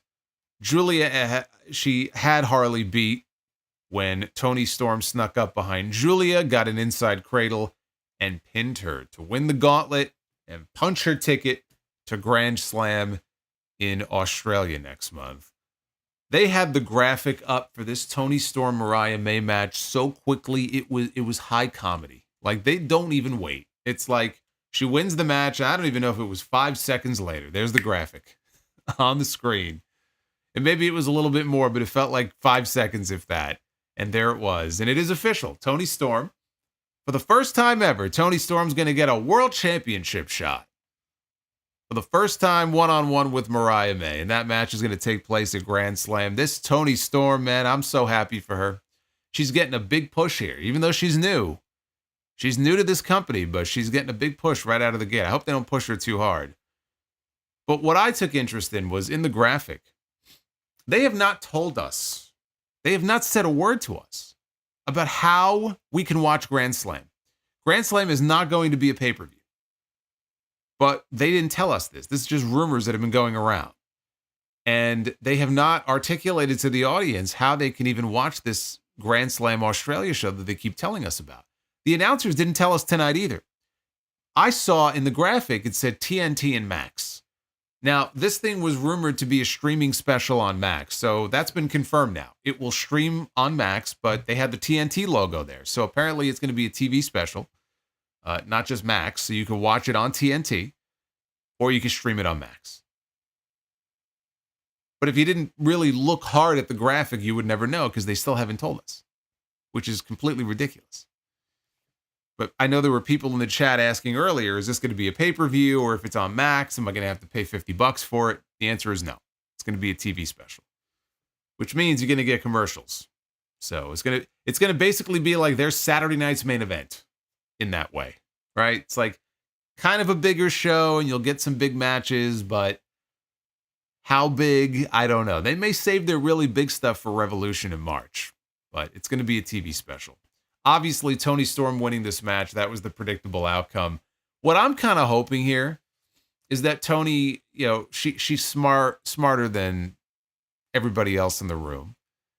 And it's not amnesia so much as it is the big reveal that it was timeless Toni Storm, playing a part and putting in the best performance of her career. And she probably will end up winning the championship back from Mariah May on that show, and she's from the Gold Coast of Australia. I'm sure her family will be there. It'll be a big moment for her. But I hope that they make her look smart, not, she snapped out of it, I think it's just the performance of a lifetime. And we get the big reveal on that show, and she wins the title back. That's how I see it playing out. Now, the men's Casino Gauntlet match last week went very long. They gave them over 25 minutes last week. And it probably could have been a little bit shorter. This match went about 12 and could have benefited from being longer. So, at some point, we'll find that happy medium between the two. So they didn't get a whole lot of time. I thought it was solid, and there was some good stuff in there, but, just the weakest of all of the Gauntlet matches that they've done so far. It wasn't even so much the quality of the match. I'll tell you what really caught my attention. There was a ton of talent in this match. If you pay attention to who was in the ring, and you saw it in the opening moments of this match, they opened with Chris Statlander and Jamie Hayter, who were both excellent. But you had them, and you had Toni Storm, and you had Willow Nightingale. Seeing Megan Bayne in there was very cool and unexpected. Again, she's a good talent on the rise. Harley Cameron, another one who I think her stock is going up lately in AEW. But you see them all out there, and that's not even including Mariah May, who was sitting on commentary, and Mercedes Moné, who has the TBS championship, and Hikaru Shida, who hasn't been around lately. Athena, who apparently is barred from appearing on AEW television. I guess Tony Khan has an order of protection now, a restraining order. She's not allowed to appear on the fucking show. So she continues to be relegated to Ring of Honor. But he's got her under contract, and if he wanted her on Dynamite tomorrow, I guess there is no Dynamite tomorrow, but if he wanted her on Dynamite next Wednesday, she would be on Dynamite next Wednesday. And that's even still not everybody. But there's a shit ton of great talent in that women's division. They have a stacked roster with those women. And I just don't think he's doing them justice because there's just not enough good story. There's not enough good... it's a weird thing because we get good matches and it's story, but it's not even story. It's just the real estate that is allotted to them on this show. It needs to improve. With all the talent I just mentioned, you're not going to have gauntlet matches every week, so you've got to carve out enough time in these shows to feature these women, even if it's on a rotating basis, and then from that, the story will come. So it's all of those things is what I'm trying to say. And when you see them all out there like that, it hit me like a ton of bricks in the face. Like, yeah, we need to do a better job here of finding things for many of these women to do on these shows.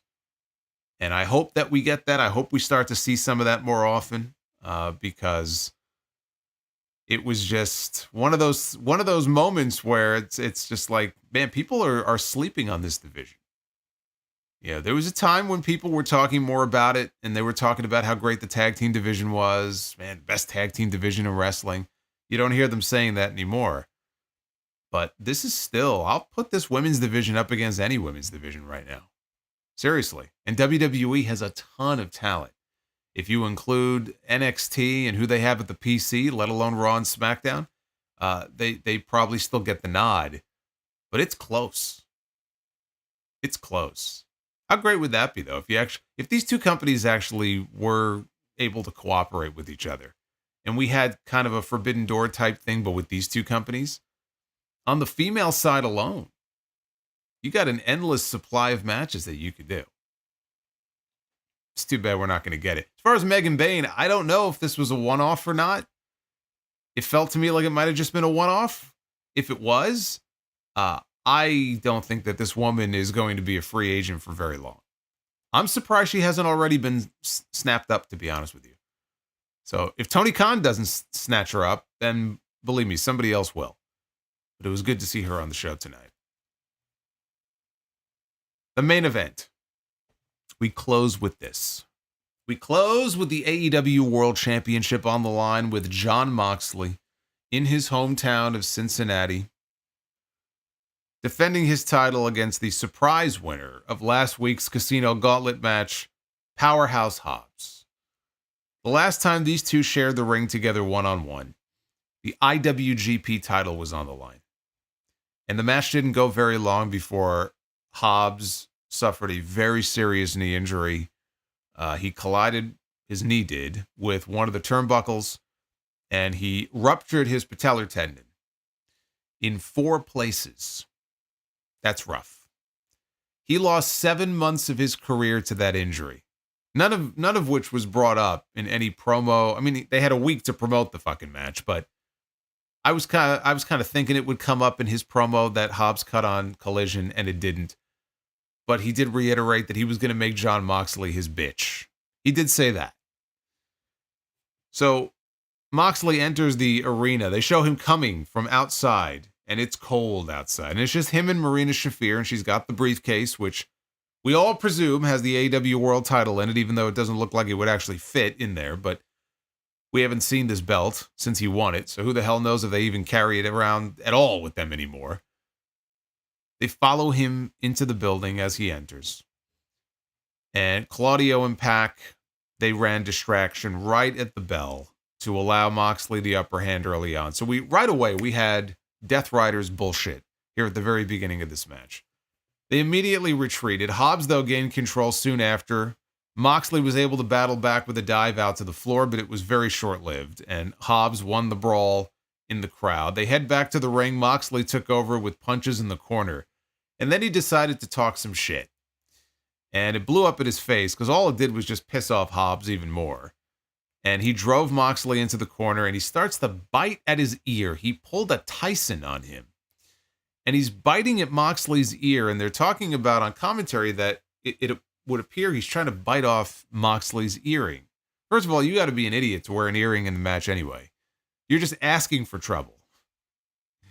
Steve Austin used to go around wearing an earring. When he first shaved his head and he was being stone cold, he had an earring, maybe in both ears. I don't remember. It might have just been one.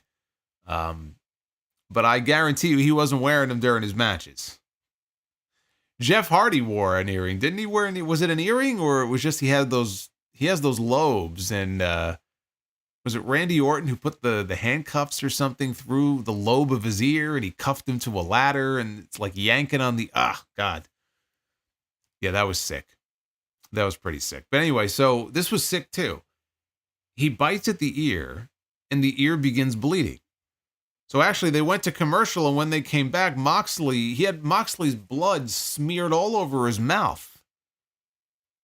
Like, this is the point in the show where if MJF were cutting a promo, he would be cutting a promo about how, he went down on Jeff Jarrett's wife during that time of the week or something. Like, gotta be edgy. But no, he had blood smeared all over his mouth, and they show Moxley, and his ear is just pouring blood. I mean, there is blood pouring down his chest. And they say the ear that's the one part of the body that bleeds the most. Got all the cartilage there and everything. So he is bleeding like a sieve here. Forearm exchange until Moxley sends Hobbs to the floor. He took the referee. And Marina Shafir got in some cheap shots. Back inside, Moxley wanted a Death Rider. Hobbs, though, powered out into a shoulder tackle. And then he mowed down Moxley with a series of clotheslines. What is this? We got, look at this. What is that? Is that a moth? Oh, it's not a moth. You know what that is? You ever see those things that are flying through the air sometimes? It's like stuffing from a jacket. It's not like a bug, but it's like floating through the air. It's like a little hacky sack. I had 2 of them flying around here. I didn't know what it was. It's just floating through the air. I was like, Like, I'm like looking out of the corner of my eye. I'm like, what the hell is that? It's kind of nice. Anyway, where was I? We had a forearm exchange between these two until Moxley sent Hobbs to the floor. He took the referee, and Marina Shafir got in some cheap shots. Back inside, Moxley wanted the Death Rider, but Hobbs powered out into a shoulder tackle. Hobbs mowed down Moxley with a series of clotheslines, and then he hit the world's strongest slam. There it is again. It's back. Amazing. It's like snow. It's like a snowflake. This is more entertaining than a lot of the stuff I saw on the show tonight. Look at this. Whew. Amazing. So Hobbs connected on an avalanche power slam. Moxley used the momentum to roll through into a cross arm breaker. Hobbs got the ropes and the referee backed Moxley off. And that distraction allowed Wheeler fucking Yuta to run out on the ramp and wipe out Hobbs with a Busaiku knee. Leopoldo says he thinks Solomonster is going a little senile. Well, let's be honest here. If any of these shows that I review during the week were going to send me into a state of senility, it would be this show. Maybe I am going a little crazy. I know what I saw, though, and I know what was floating around the air here. It's like if you watch Stranger Things, right? When you're in the Upside Down, you have that shit that's flying around in the air. That's what that looks like. It looks like I'm in the Upside Down. Watching this show, sometimes I feel like I'm living in the Upside Down. So it's actually quite appropriate. It's like when you shake up one of those snow globes, right? Everything's just, the pieces are kind of floating around. Fucking Yuta runs out with a running knee. Another main event infected here by Wheeler Yuta's interference. And he runs away. Moxley wanted a Death Rider. Hobbs, though, hit a desperation spine buster instead. Hobbs lowered the straps. He wanted a torture rack. Moxley slipped out, grabbed the referee. That allowed Marina Shafir to whack Hobbs in the head with the briefcase. Yet more Death Riders bullshit. Finally, Moxley hits the Death Rider. Hobbs kicked out at 2. This is one of those moments where it's like, all right, we'll have him look strong by kicking out of the Death Rider even after he was smacked in the skull with the briefcase. And the people cheered. And you had hope. You had hope. Not a lot of hope. You had hope, though, that maybe this guy would find a way to pull it out and pull off the upset. Moxley, though, sank in the Bulldog choke and pretty much snuffed out any hope that was left. And he went nighty-night, and the referee called for the stoppage. And yes, Jon Moxley retains the AEW World Championship. The Death Riders live on to fight yet another day. After the match was over, the Death Riders hit the ring collectively as a group. Hobbs briefly fought them off. The numbers were too much. Claudio used a chair on the previously injured knee, and they tore the knee brace off. They took turns smacking the leg with the chair. They then Pillmanized his leg with the chair, and right after they stomped on the fucking chair, you think you know me. And here comes Adam Copeland and FTR, who were standing there at the main position, at the go position, just waiting for their cue, watching, I'm sure, on a monitor as this man was maimed by the Death Riders. Can't go out there without my music. Soon as they hit the music, out they came. See, now, if I'm Powerhouse Hobbs, when I come back from this injury, I'm going after Adam Copeland and FTR. I'm going after Cope and Bald and Hair for not coming out and saving me here in this spot, for being a couple of spineless assholes. Selfish, spineless assholes who allowed this man to be injured because they had to listen to their music and get their proper entrance. That's who Hobbs ought to go after when he comes back. He shouldn't be teaming with them on Collision. So now they come out to make the save. They hit the ring and the Death Riders exit stage left, and that is how Dynamite went off the air. If you look at this purely from a match perspective, even with you strip away as much of the bullshit as you want to strip away, the match itself was good if you could ignore all the bullshit. The problem is you can't just ignore all the bullshit. The bullshit is part of every Death Riders match now. So you can't really ignore it. As a match, though, I thought it was good. They had a good match. But the formula that they use here for these Death Riders matches is just entirely played out. It is a tired formula. And it might work if you're dealing with a group of people who are over. They're not. And that's what makes it so difficult to sit through this every single week. You have something here that it's not clicking. It's not firing in the way that they either think it is or that they want it to. And maybe they hope one day it will, but it won't. But they're in it for the long haul with this, especially if Darby's not coming back for months and they really want to wait to put the title on him. Again, I said before, I don't know. I don't know how we can sit through six or seven more months of this. They can't possibly have Jon Moxley holding this title hostage until Texas. You can't do it. You can't do it. Something has got to give. And if it's not going to be Darby, I don't want it to be Copeland.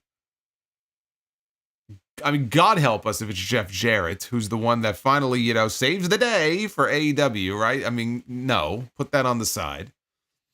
What does that leave? What does that leave us with? What are our options here? Kenny Omega is back. Will Ospreay is around. Somebody, anybody would be better than this. So this definitely felt like an angle to write Hobbs off of TV. It is curious because he is scheduled for that 12-man tag. I'm going to assume they're going to find somebody to take his spot, because if he's just back on the show this weekend, that's just ridiculous after they did what they did here. I mean, they wrote Darby off television by Pillmanizing him, although that was the neck. But even still, you had Hobbs here who, with a well-documented leg injury, just looked like he got his leg broken. He's got to miss at least a couple of weeks. So we'll see who replaces him in that match. I know some people were looking at this and going, look, he doesn't have to win the championship. All he has to do is look strong, and then all Tony Khan needs to do when the show is over is have something in mind for Powerhouse Hobbs and have a plan for Powerhouse Hobbs. Have you been paying attention? Are you really going to sit there and put your faith that they have something planned for Powerhouse Hobbs? I want to believe you. I want to believe that that's true. And sure, yes, you can use a good performance here as a way to springboard him into whatever his next program is going to be. He should be coming for revenge after this for what happened to him tonight. But they don't get the benefit of the doubt anymore. Not with me, they don't. There was a point in time a few years ago where absolutely they would get the benefit of the doubt. And the other company wouldn't. But they don't get the benefit of the doubt anymore because they just don't seem to know what they're doing. And now it just looks like they're writing him off television altogether for a while. So, okay. I guess we'll wait and see how long he misses before he comes back, and if they even remember what they did with him tonight. But if you're asking me, do I have faith that they're going to follow up on this? The answer is no. No, I don't. Cope and Mox, I assume it's Australia. And, man, the idea that Cope could beat him and then Christian cashes in on Cope, that would be a terrible idea. That would be awful. That is absolutely... It would be a repeat of what we've already seen, too, because if you remember, he won the TNT title. And then what happened? Remember, Christian got the belt right back. So it would almost be a rehash of an angle they've already done with those two. So I don't think they're going to do that. I put nothing past them, though. I'm just kind of over it. That's pretty much it. Collision has a big 12-man tag, because why not? Why not make it 20? Let's just throw half the roster in this match. Well, why don't we do that? So on the heel side, we have Jon Moxley, Claudio, Yuta, Jericho, Big Bill, and Brian Keith, taking on Adam Copeland, FTR, the Outrunners, and whoever is going to obviously have to replace Powerhouse Hobbs, whoever that person turns out to be. Maybe Kenny Omega. No, Kenny Omega has his own story right now. I can tell you who it won't be. It won't be Hangman Page, because he's going to be wrestling. I almost said Steve Corino. He's going to be, why not at this point? Why not? He'll be next. After Hangman is done with Christopher Daniels, they'll call up Shawn Michaels and go, hey, could we borrow Steve Corino? We really don't know what to do with Hangman, and we really want to use him for an angle. It's like, sure, go ahead, borrow him. Hangman and Christopher Daniels in a Texas death match. Why? Why a Texas death match? Why not? Why not? And Kazuchika Okada takes on Tomohiro Ishii for the Continental Championship. It could be Joe, says Big G. Yes, it could be. It could very well be Samoa Joe. So there you go. That's your Collision lineup. I'm almost afraid to look at this poll, but let's take a look at the Twitter poll and see. Yeah. Pretty much what I expected. What did you think of Maximum Carnage? 20% thumbs up, 23.8% thumbs in the middle, 56% thumbs down, with 1,600 votes and counting in so far. Well, that's not good. There's really no other way to say it. That ain't good.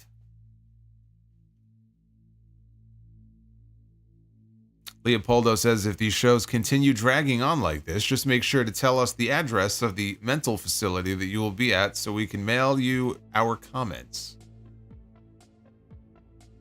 I will be at a local medical facility. That way you won't be able to identify which facility I'm in. Because it could be anything, right? If it's a facility, it could be a hospital, it could be a clinic. It could be anything.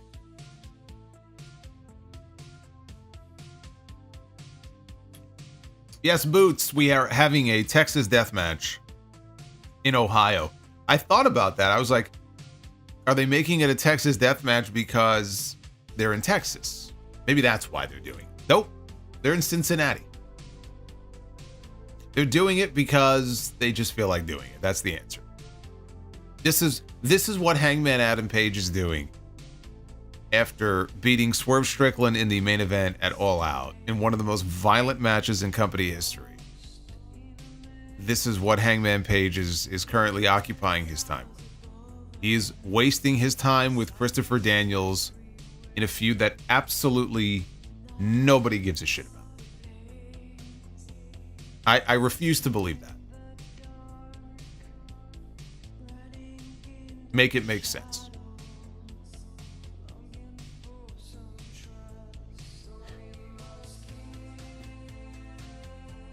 See your super chats here. Hey, Justin G is very excited, I could tell here, that Samoa Joe is back. You and me both. That was one of the highlights of the show tonight for sure. I'm very happy to see Joe back. Let me go back to the early ones here and say thank you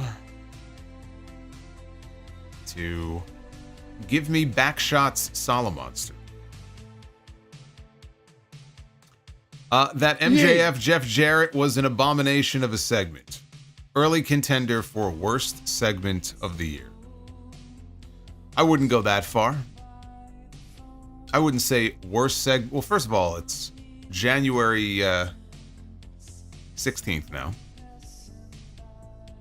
You know what? I would say, as early as we are in the year, maybe it is on the list, but only because it's so early in the year. But I guarantee you when this year is over, unfortunately, there will be a lot of other things that take that place. This will not be the worst segment of the year. Ace of Master, thank goodness for Joe. Boots. If they don't hit the music, Copeland and FTR don't come out to help Hobbs. Next week, Mox takes out the guy who hits the music before AEW goes live. All the baby faces will be in the back wondering what to do. Yeah, I mean, they're not going to know. Dude, they're not going to know what to do with themselves. They're all going to be standing there. It's going to be like one big log jam at the gorilla position. Like, should we go? Should we stay? Should we go? What do we do? I don't know. You're right. They're not going to, and Tony's not going to tell them what to do. What's he going to do?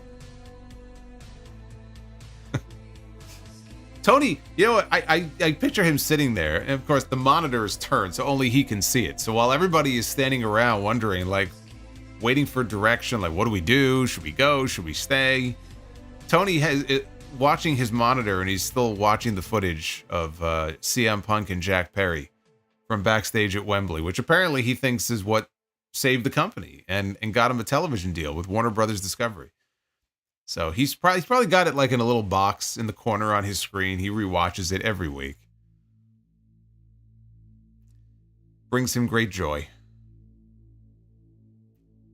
Leopoldo says, starting early today with a bunch of small jabs. Yeah, Leopoldo's popped up a few times here so far. Thank you, brother. Food Hive. This song slaps. What's up, guys? A great way to come back. Man, you make more comebacks than The Undertaker. You know that? He comes back, he disappears. Then he's back again. I don't know what's going on with this guy. Can't keep track of all these comebacks. Leopoldo says, maybe the crowd or maybe just Maybelline. This show sucked.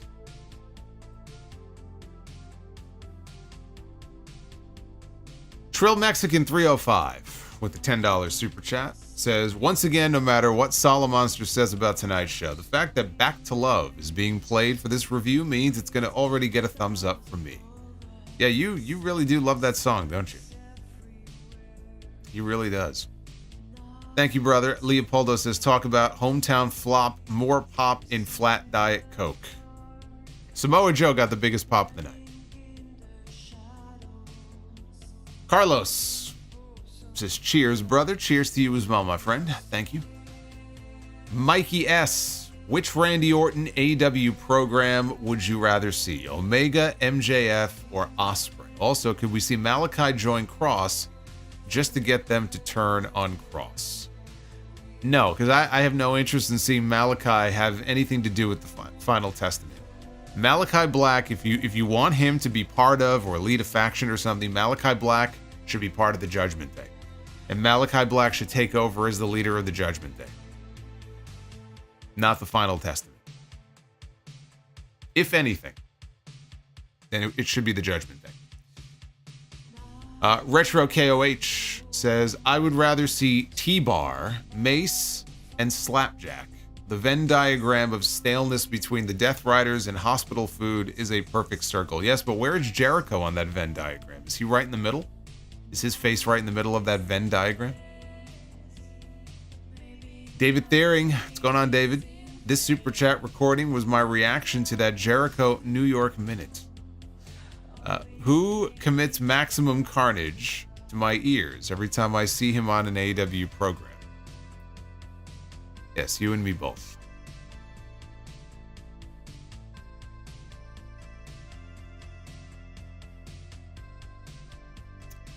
RD Beats. Dylan here. Oh, it's RD Beats. Just won my first accolade at our awards ceremony, our version of the Slammies. I won the 2024 AAPW Rockstar of the Year Award. Also, I'm going to be in a big angle for 2025.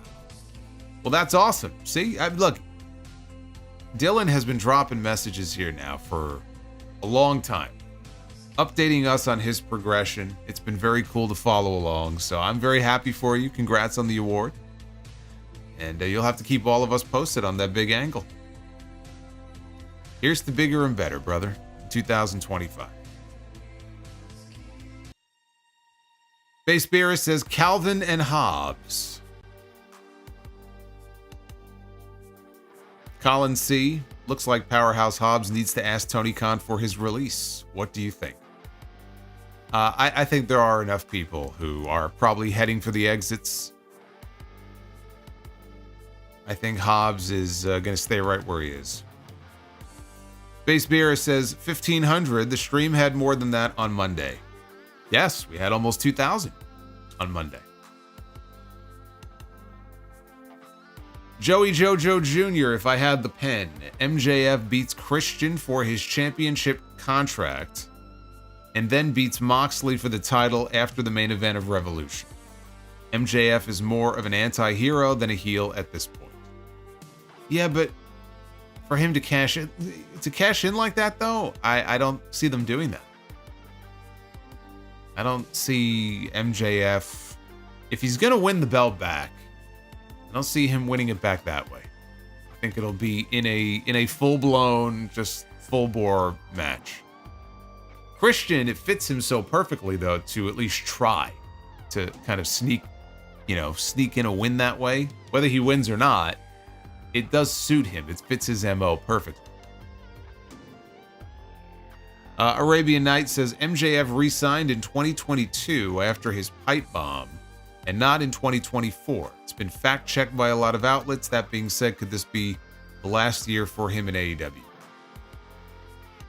I think I told you guys, like, he re-signed in 2022. Why are people still convinced that he signed in 2024? He didn't. He's been signed for at least a couple of years, or extended, or whatever word you want to use. But we don't know if it was a 3-year deal or a 5-year deal. If it was a 5-year deal, then he's got a few years left. If it was a 3-year deal, then it's possible his deal is up at the end of this year, but we don't know. It's all speculation. We just don't know. Unless someone gives clarity on how many years the deal is for, we don't know, and they're not going to tell us. Tony's not going to say anything. MJF is not going to say anything. He would want to keep everybody guessing anyway. My guess is Tony's got him under contract for a couple more years. I don't think he's going anywhere anytime soon. Base Beer says Jericho slipping on whiskey should be a super chat. I thought that said sipping on whiskey.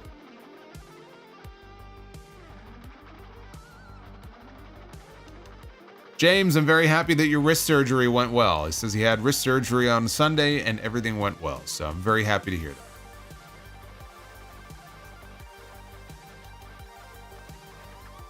Sanders, the best of AEW and the worst of AEW was on display tonight. And seeing the best and worst side by side, I've come to the conclusion that this show isn't really for me anymore. I'll come back when things are, well, not this. You know, I wonder how many times that we've had people over the past year and a half, just like Sanders, say that exact same thing. And that's why you've seen the numbers go down, down, down. How many people do you think were watching this show from the very beginning in 2019, and over the past year or so, they just got to a point where they said, you know what, this just isn't for me anymore. I'm checking out.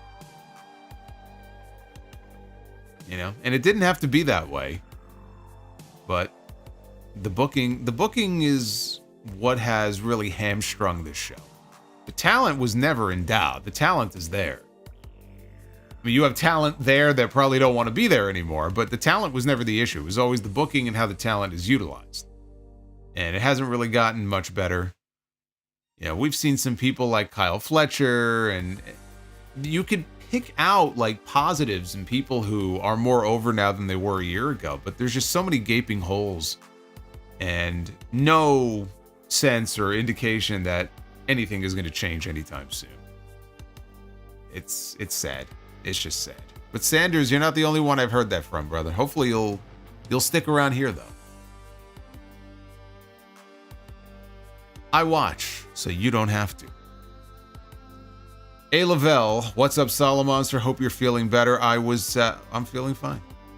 I was at the show tonight with my friend Mike. The crowd was awesome and loud. Thank you for all that you do, and let's go Mets. See, you should have chanted that at the show. You should have started a Mets chant. Started the wave at the show. You should have started a Juan Soto chant in Cincinnati. Missed opportunity there. Base Beerus, you know, his mother was a mutter. His mother was a mutter? Wow. Mother was a mutter. Joseph, Death Riders equals aces and eights horseshit. End it now. Yeah. You know what? It does, doesn't it remind you a little bit? Or maybe even more than a little bit of aces and eights, and not in a good way. I ranted enough about that back in the day. How long did that fucking story go on for? It was like 2 years of that? Sanders, why are MJF and Jeff Jarrett emptying their chambers now? Now they have nothing to work with later. No. I mean, they could just keep talking about, I guess, about how his girlfriend is a whore and his mother is this and your wife is a MILF, and they'll just kind of recycle the same lines over and over again. I mean, I don't know. Why did they empty the clip tonight? You're asking the wrong person. I mean, you're preaching to the choir here. I don't have a good answer for you. They didn't even announce when the match is going to take place. The match could be a month away. It could be 2 months away. We don't know. I have no idea.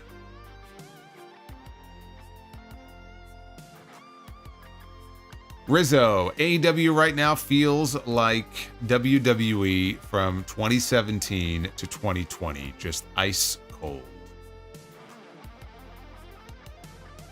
Leopoldo says, speaking of, props to Michael Menezes for bringing it up. Talk about Reaper.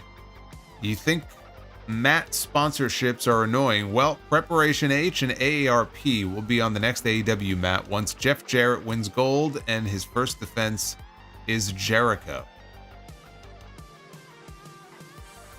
They're going to have a giant gold bond logo, like right in the middle of the mat. Right in the middle of the mat. No, you know what? Oh, no. If there's going to be any emblem or logo or sponsorship with the word gold in it on the map, if Jeff Jarrett wins that world title, you're going to have Global Force gold. You're going to have a fucking bar of gold tattooed into the center of the canvas. My God.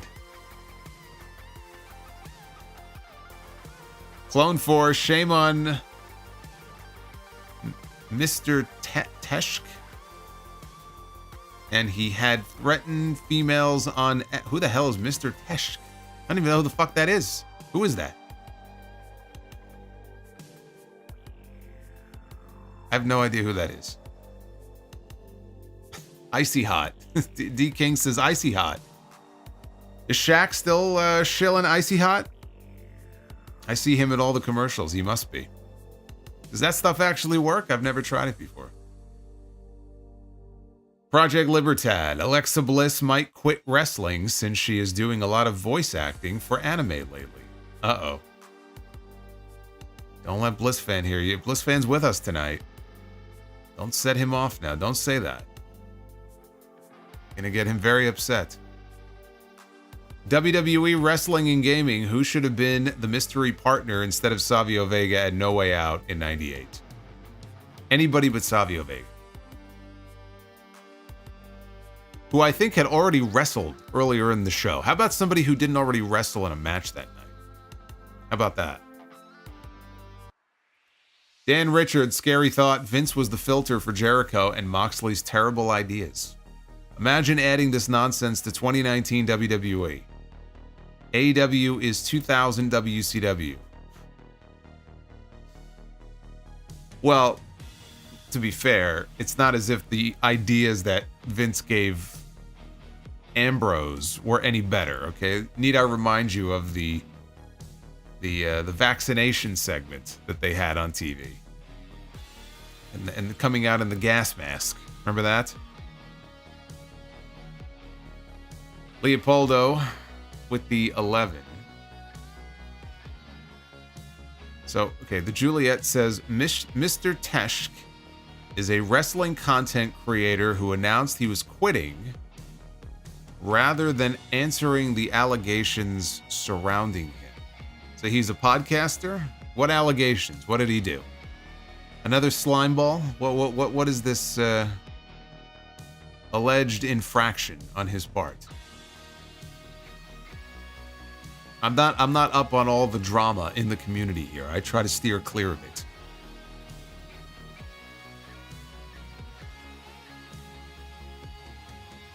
Moxley is a magnet for bad booking wherever he goes.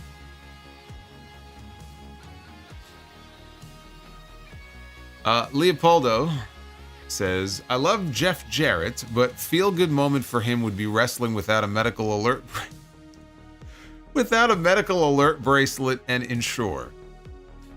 I'm not saying he's old, but I heard he swam the Dead Sea when it was still alive. I think Sidro told me. Now the joke is that she's so old, because Jerry Lawler used to tell that joke about Helen Hart. And he used to say she's so old that she remembers when the Dead Sea was just sick. And that always got me. That one always got me. SNK Fan 01, is this the Death Riders or the Bloodline? Roman Mox. This ain't the Bloodline. This definitely ain't the Bloodline. Also, I meant cause of the interference in the matches.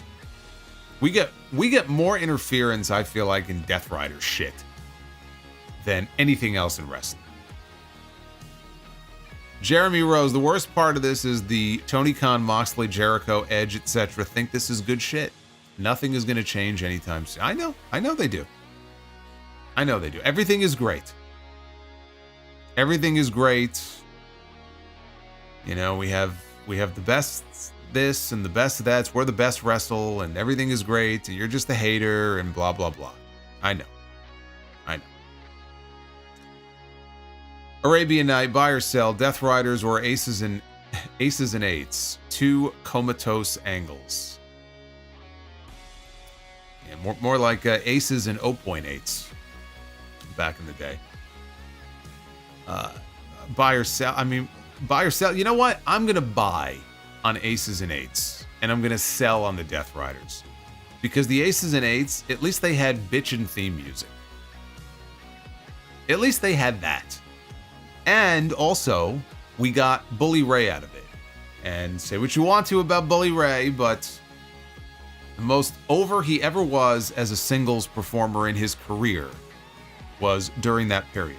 So that angle helped get him over at a level that he was never over at before. So at least something came out of it. Nothing good is coming out of this Death Rider stuff. There isn't a damn thing that's coming out of this. Nick K, I'm kind of at the point where I believe Tony likes the idea of having these guys on the roster than he does actually writing for them. Yeah, I could see that. Kind of like toys. Likes collecting rare artifacts and staring at them, but not necessarily doing anything with them. I could see that. I could definitely see that. Kiddo Hudson with the $5 super chat. So, for your Royal Rumble contest, what if The Rock does come out as the 31st entry? Will there be a 31 entry spot for the contest?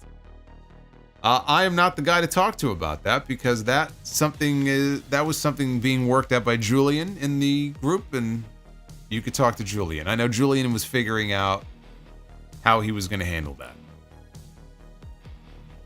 I'm letting him take over and do his thing. I'm in the contest too. I can't win anything, but I'm in the contest just for fun. I'm just a participant like everybody else. I'm allowing him to figure it all out. I got enough on my plate as it is. Ray Wrighton, what's going on, Ray? I haven't seen you at any of the HOG shows recently. You got to change that. We're gonna be back there on the 25th. You need to come out to Hog and ditch Saturday night's main event that night.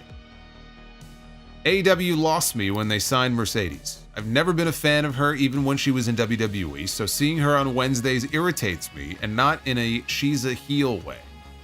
Stay in Japan and never come back. Wow. Ray is just banishing her to another country altogether. Yeah, but Mercedes is barely on the show, though. She had like a little vignette tonight. She wasn't actually on the show.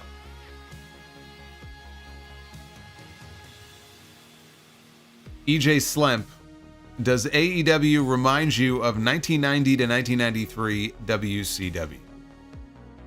Good to great matches, but stale product and bad live attendance. That's a better comparison than 2000 WCW.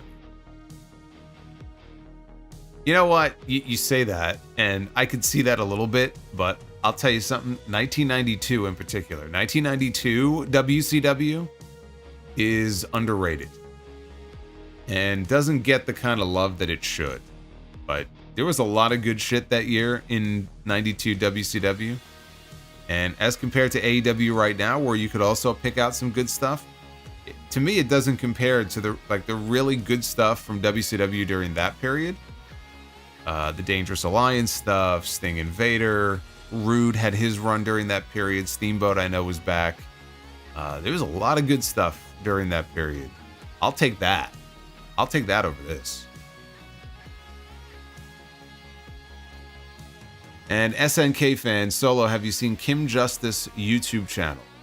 No, I have not. I hope that answers your question.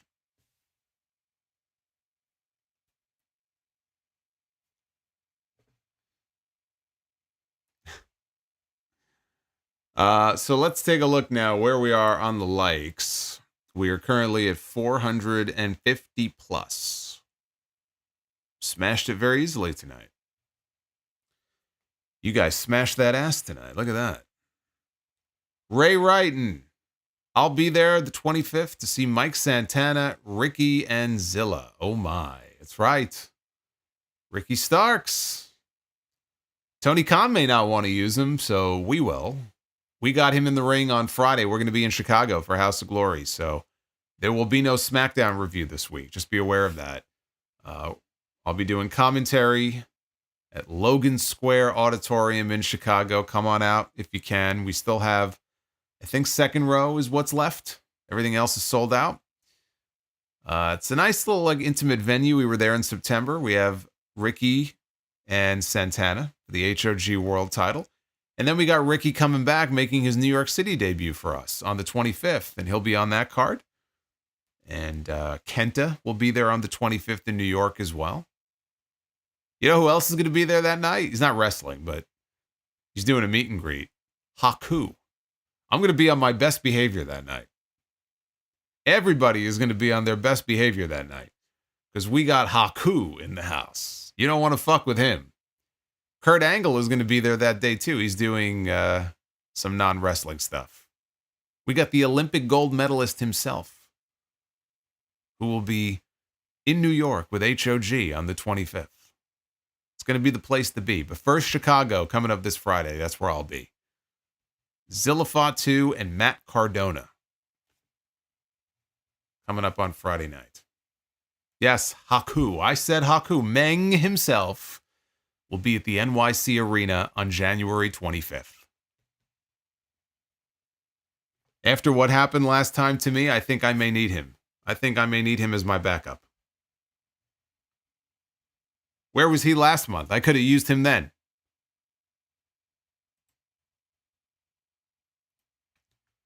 All right. Let's be the booker. Ladies and gentlemen, it is now time to There's be Ricky. the booker. We were just talking about him, and there he is. Say his name, and he appears. Ricky Starks. Absolute Ricky Starks.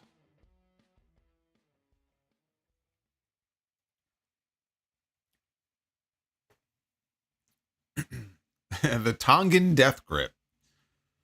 I'll be staying away from the Tongan Death Grip myself. I don't want no part of that. Yeah, Kurt Angle and Haku in the same place at the same time. It's going to be crazy. All right, we're only doing one round of this, so we got to make it a good one. We begin with Doom. Ron Simmons.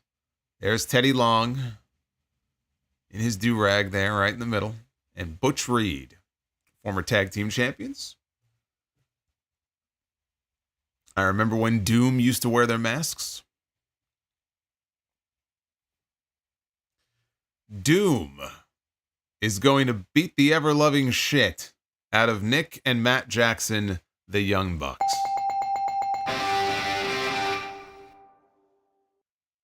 That'd be fun, wouldn't it? Doom ain't going to put up with their fancy, flashy offense there. They're just going to pummel them into oblivion. It would be a very interesting clash of styles between those two teams. Wouldn't it?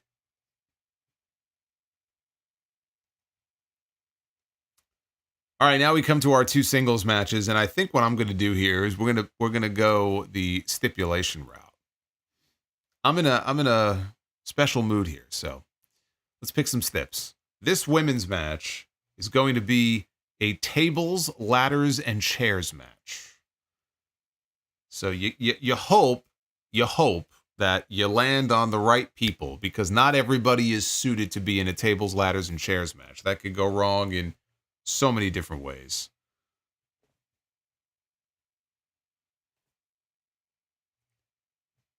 Oh, I'm not worried about her.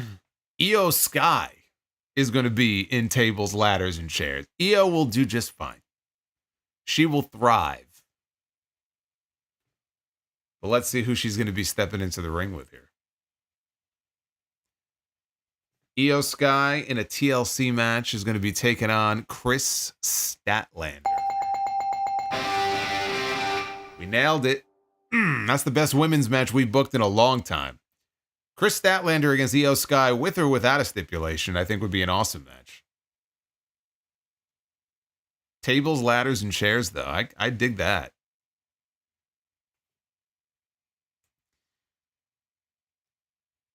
Now we have the main event, and we'll do the same thing here with the stipulations. Pick a stip. See what kind of match we're going to get. That's a great match. Hey, everyone's raving about that match. You guys would pay to come out and see that match, right?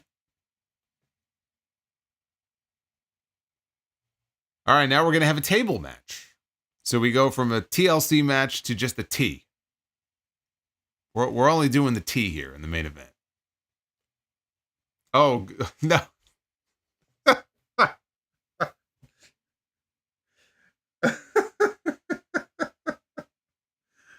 Oh, my God. No. No, this doesn't count. This doesn't count. It didn't spin. So get him off my screen. Goldberg is on our screen. Fuck him. No. We're gonna spin this first. We're not doing Goldberg in the main event unless we land on him. I told you he was in Be the Booker now. He's in there. Fucking Goldberg. Let's see here. All right, we got Nigel McGuinness. Look at this guy.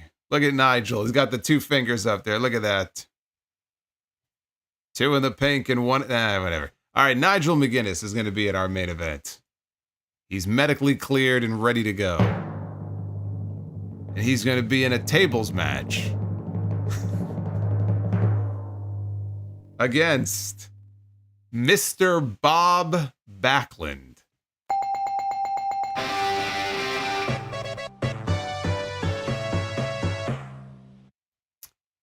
You can't tell me that Mr. Backlund and Nigel McGuinness wouldn't be a great wrestling match. You throw the table gimmick in there, whatever. I would pay money to see a Bob Backlund, Nigel McGuinness match. I will not tolerate any Mr. Backlund slander. There you go. Fuck Goldberg. That doesn't count. But now you know he's in there.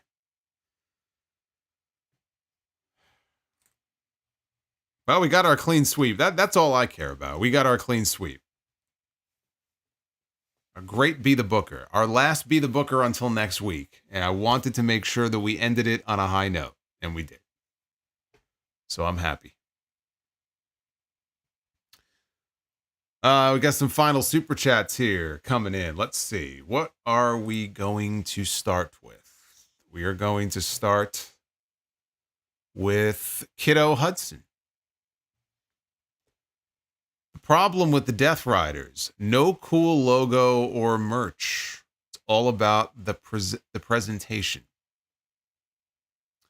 I don't care if they had a logo of a naked woman with, I'm trying to think of what would be hanging from her nipples in this logo. If she had little winged eagle, kind of like nipple rings hanging from her chest, and anything else that you could possibly think of to make for the greatest logo in the history of mankind, it would not make this storyline any better.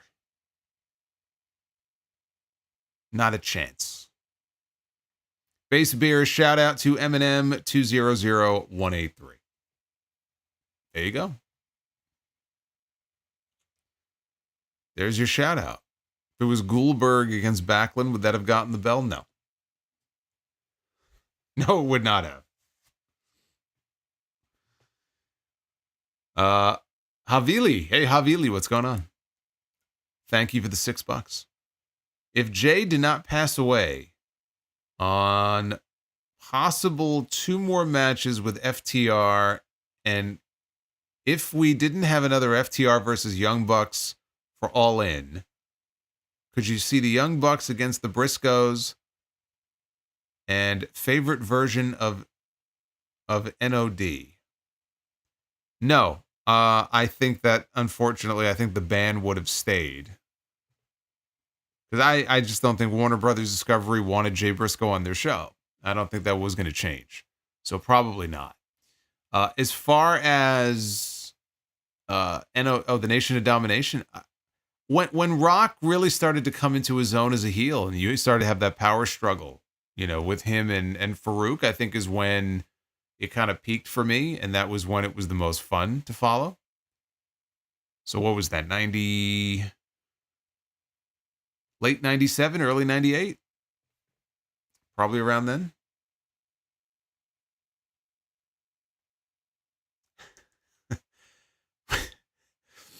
Winged eagle nipple rings. Tell me that wouldn't sell. Come on. I'd have to buy those, actually. If they sold those, I would have to buy them. Winged eagle nipple rings. There you go. Make it happen. Nick Khan, come on, man.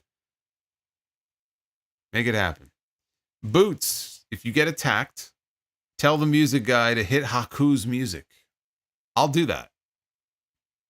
Because he'll play whatever music I tell him to play. So it's not a bad idea.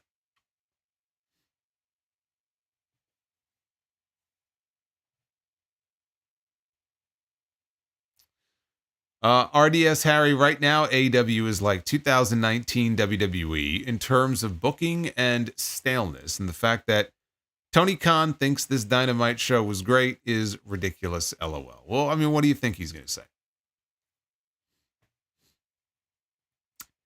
He's not going to go on Twitter and go, boy, that show sucked. Of course, he booked it. He wrote it. The creative vision is his vision. And it's his vision because he feels like that's the correct vision to go with. So this is what he believes in. He believes that this is great television. He believes this is great storytelling. And he believes that this is where the best wrestle. So there you go. Who are we to doubt? The great Tony Khan. Havili says, if the possibility of the Lucha Bros reunion in WWE, what is the chance of them getting back their AEW theme music, most likely to return? Oh, he's just, you got to put a period in the sentence so I know where one question ends and the next one begins. We'll start with that. The answer is no. All right, so the second question. Most likely to return first, Moxley or Y2J? Jericho. Leopoldo, thank you for the $2. I got yours. I read yours, so you don't got to worry about that. And Base Beerus, channel member for 25 months. Rhea would definitely rock those winged eagle rings. Oh, you know she would. I think she would be all into that. She would definitely come out with those winged eagle nipple rings. And people would just lose their minds. They would lose their minds. Everybody would be looking at Rhea, right? They'd be looking at Rhea. They'd be looking at Rhea's chest. I would be too, but I would be like, oh, look at the rings. Like, what? You're looking at the wing. I'm like, yes, I'm looking at the Eagles.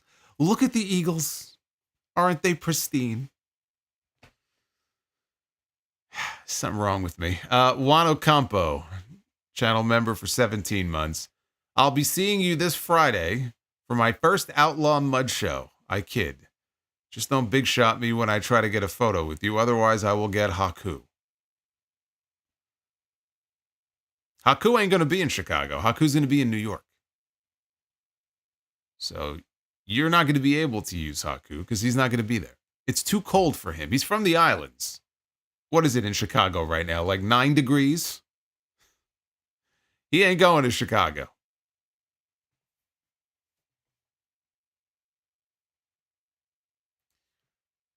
Chicago in January, it just sounds brutal, but I'm looking forward to the show on Friday. It's going to be a good time. The next time I'm with you live. I am the Lord. Shut the fuck up.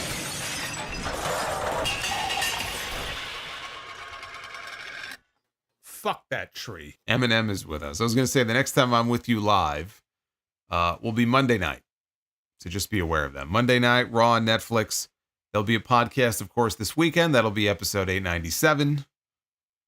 But hog duty awaits me on Friday, so that is where I will be. And we'll just talk. Anything happens on SmackDown, I will review it and talk about it on the podcast. Eminem with the 12 says, here's a shout out to Based Beerus. He said Based Beers. That sounds like a beer brand. Based Beers.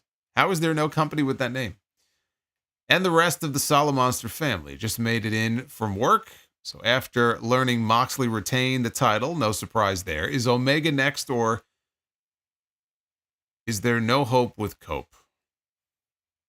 I don't think Omega's next. I really don't. I think these fucking people may keep that title on Moxley for months. That's my fear. Who will save us? Look at the rings. Aren't they beautiful? Look at the wingtips. Look at how they glisten off of her chest. Rhea, can you shut up? I don't want to hear. I just want to focus on this. All right, I'm going to go now. I know what I'm dreaming about tonight.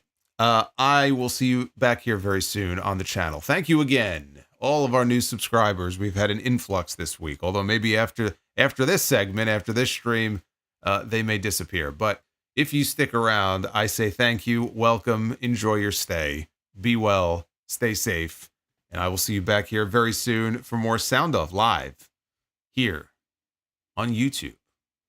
Dream of Rings tonight. I'll see you guys soon.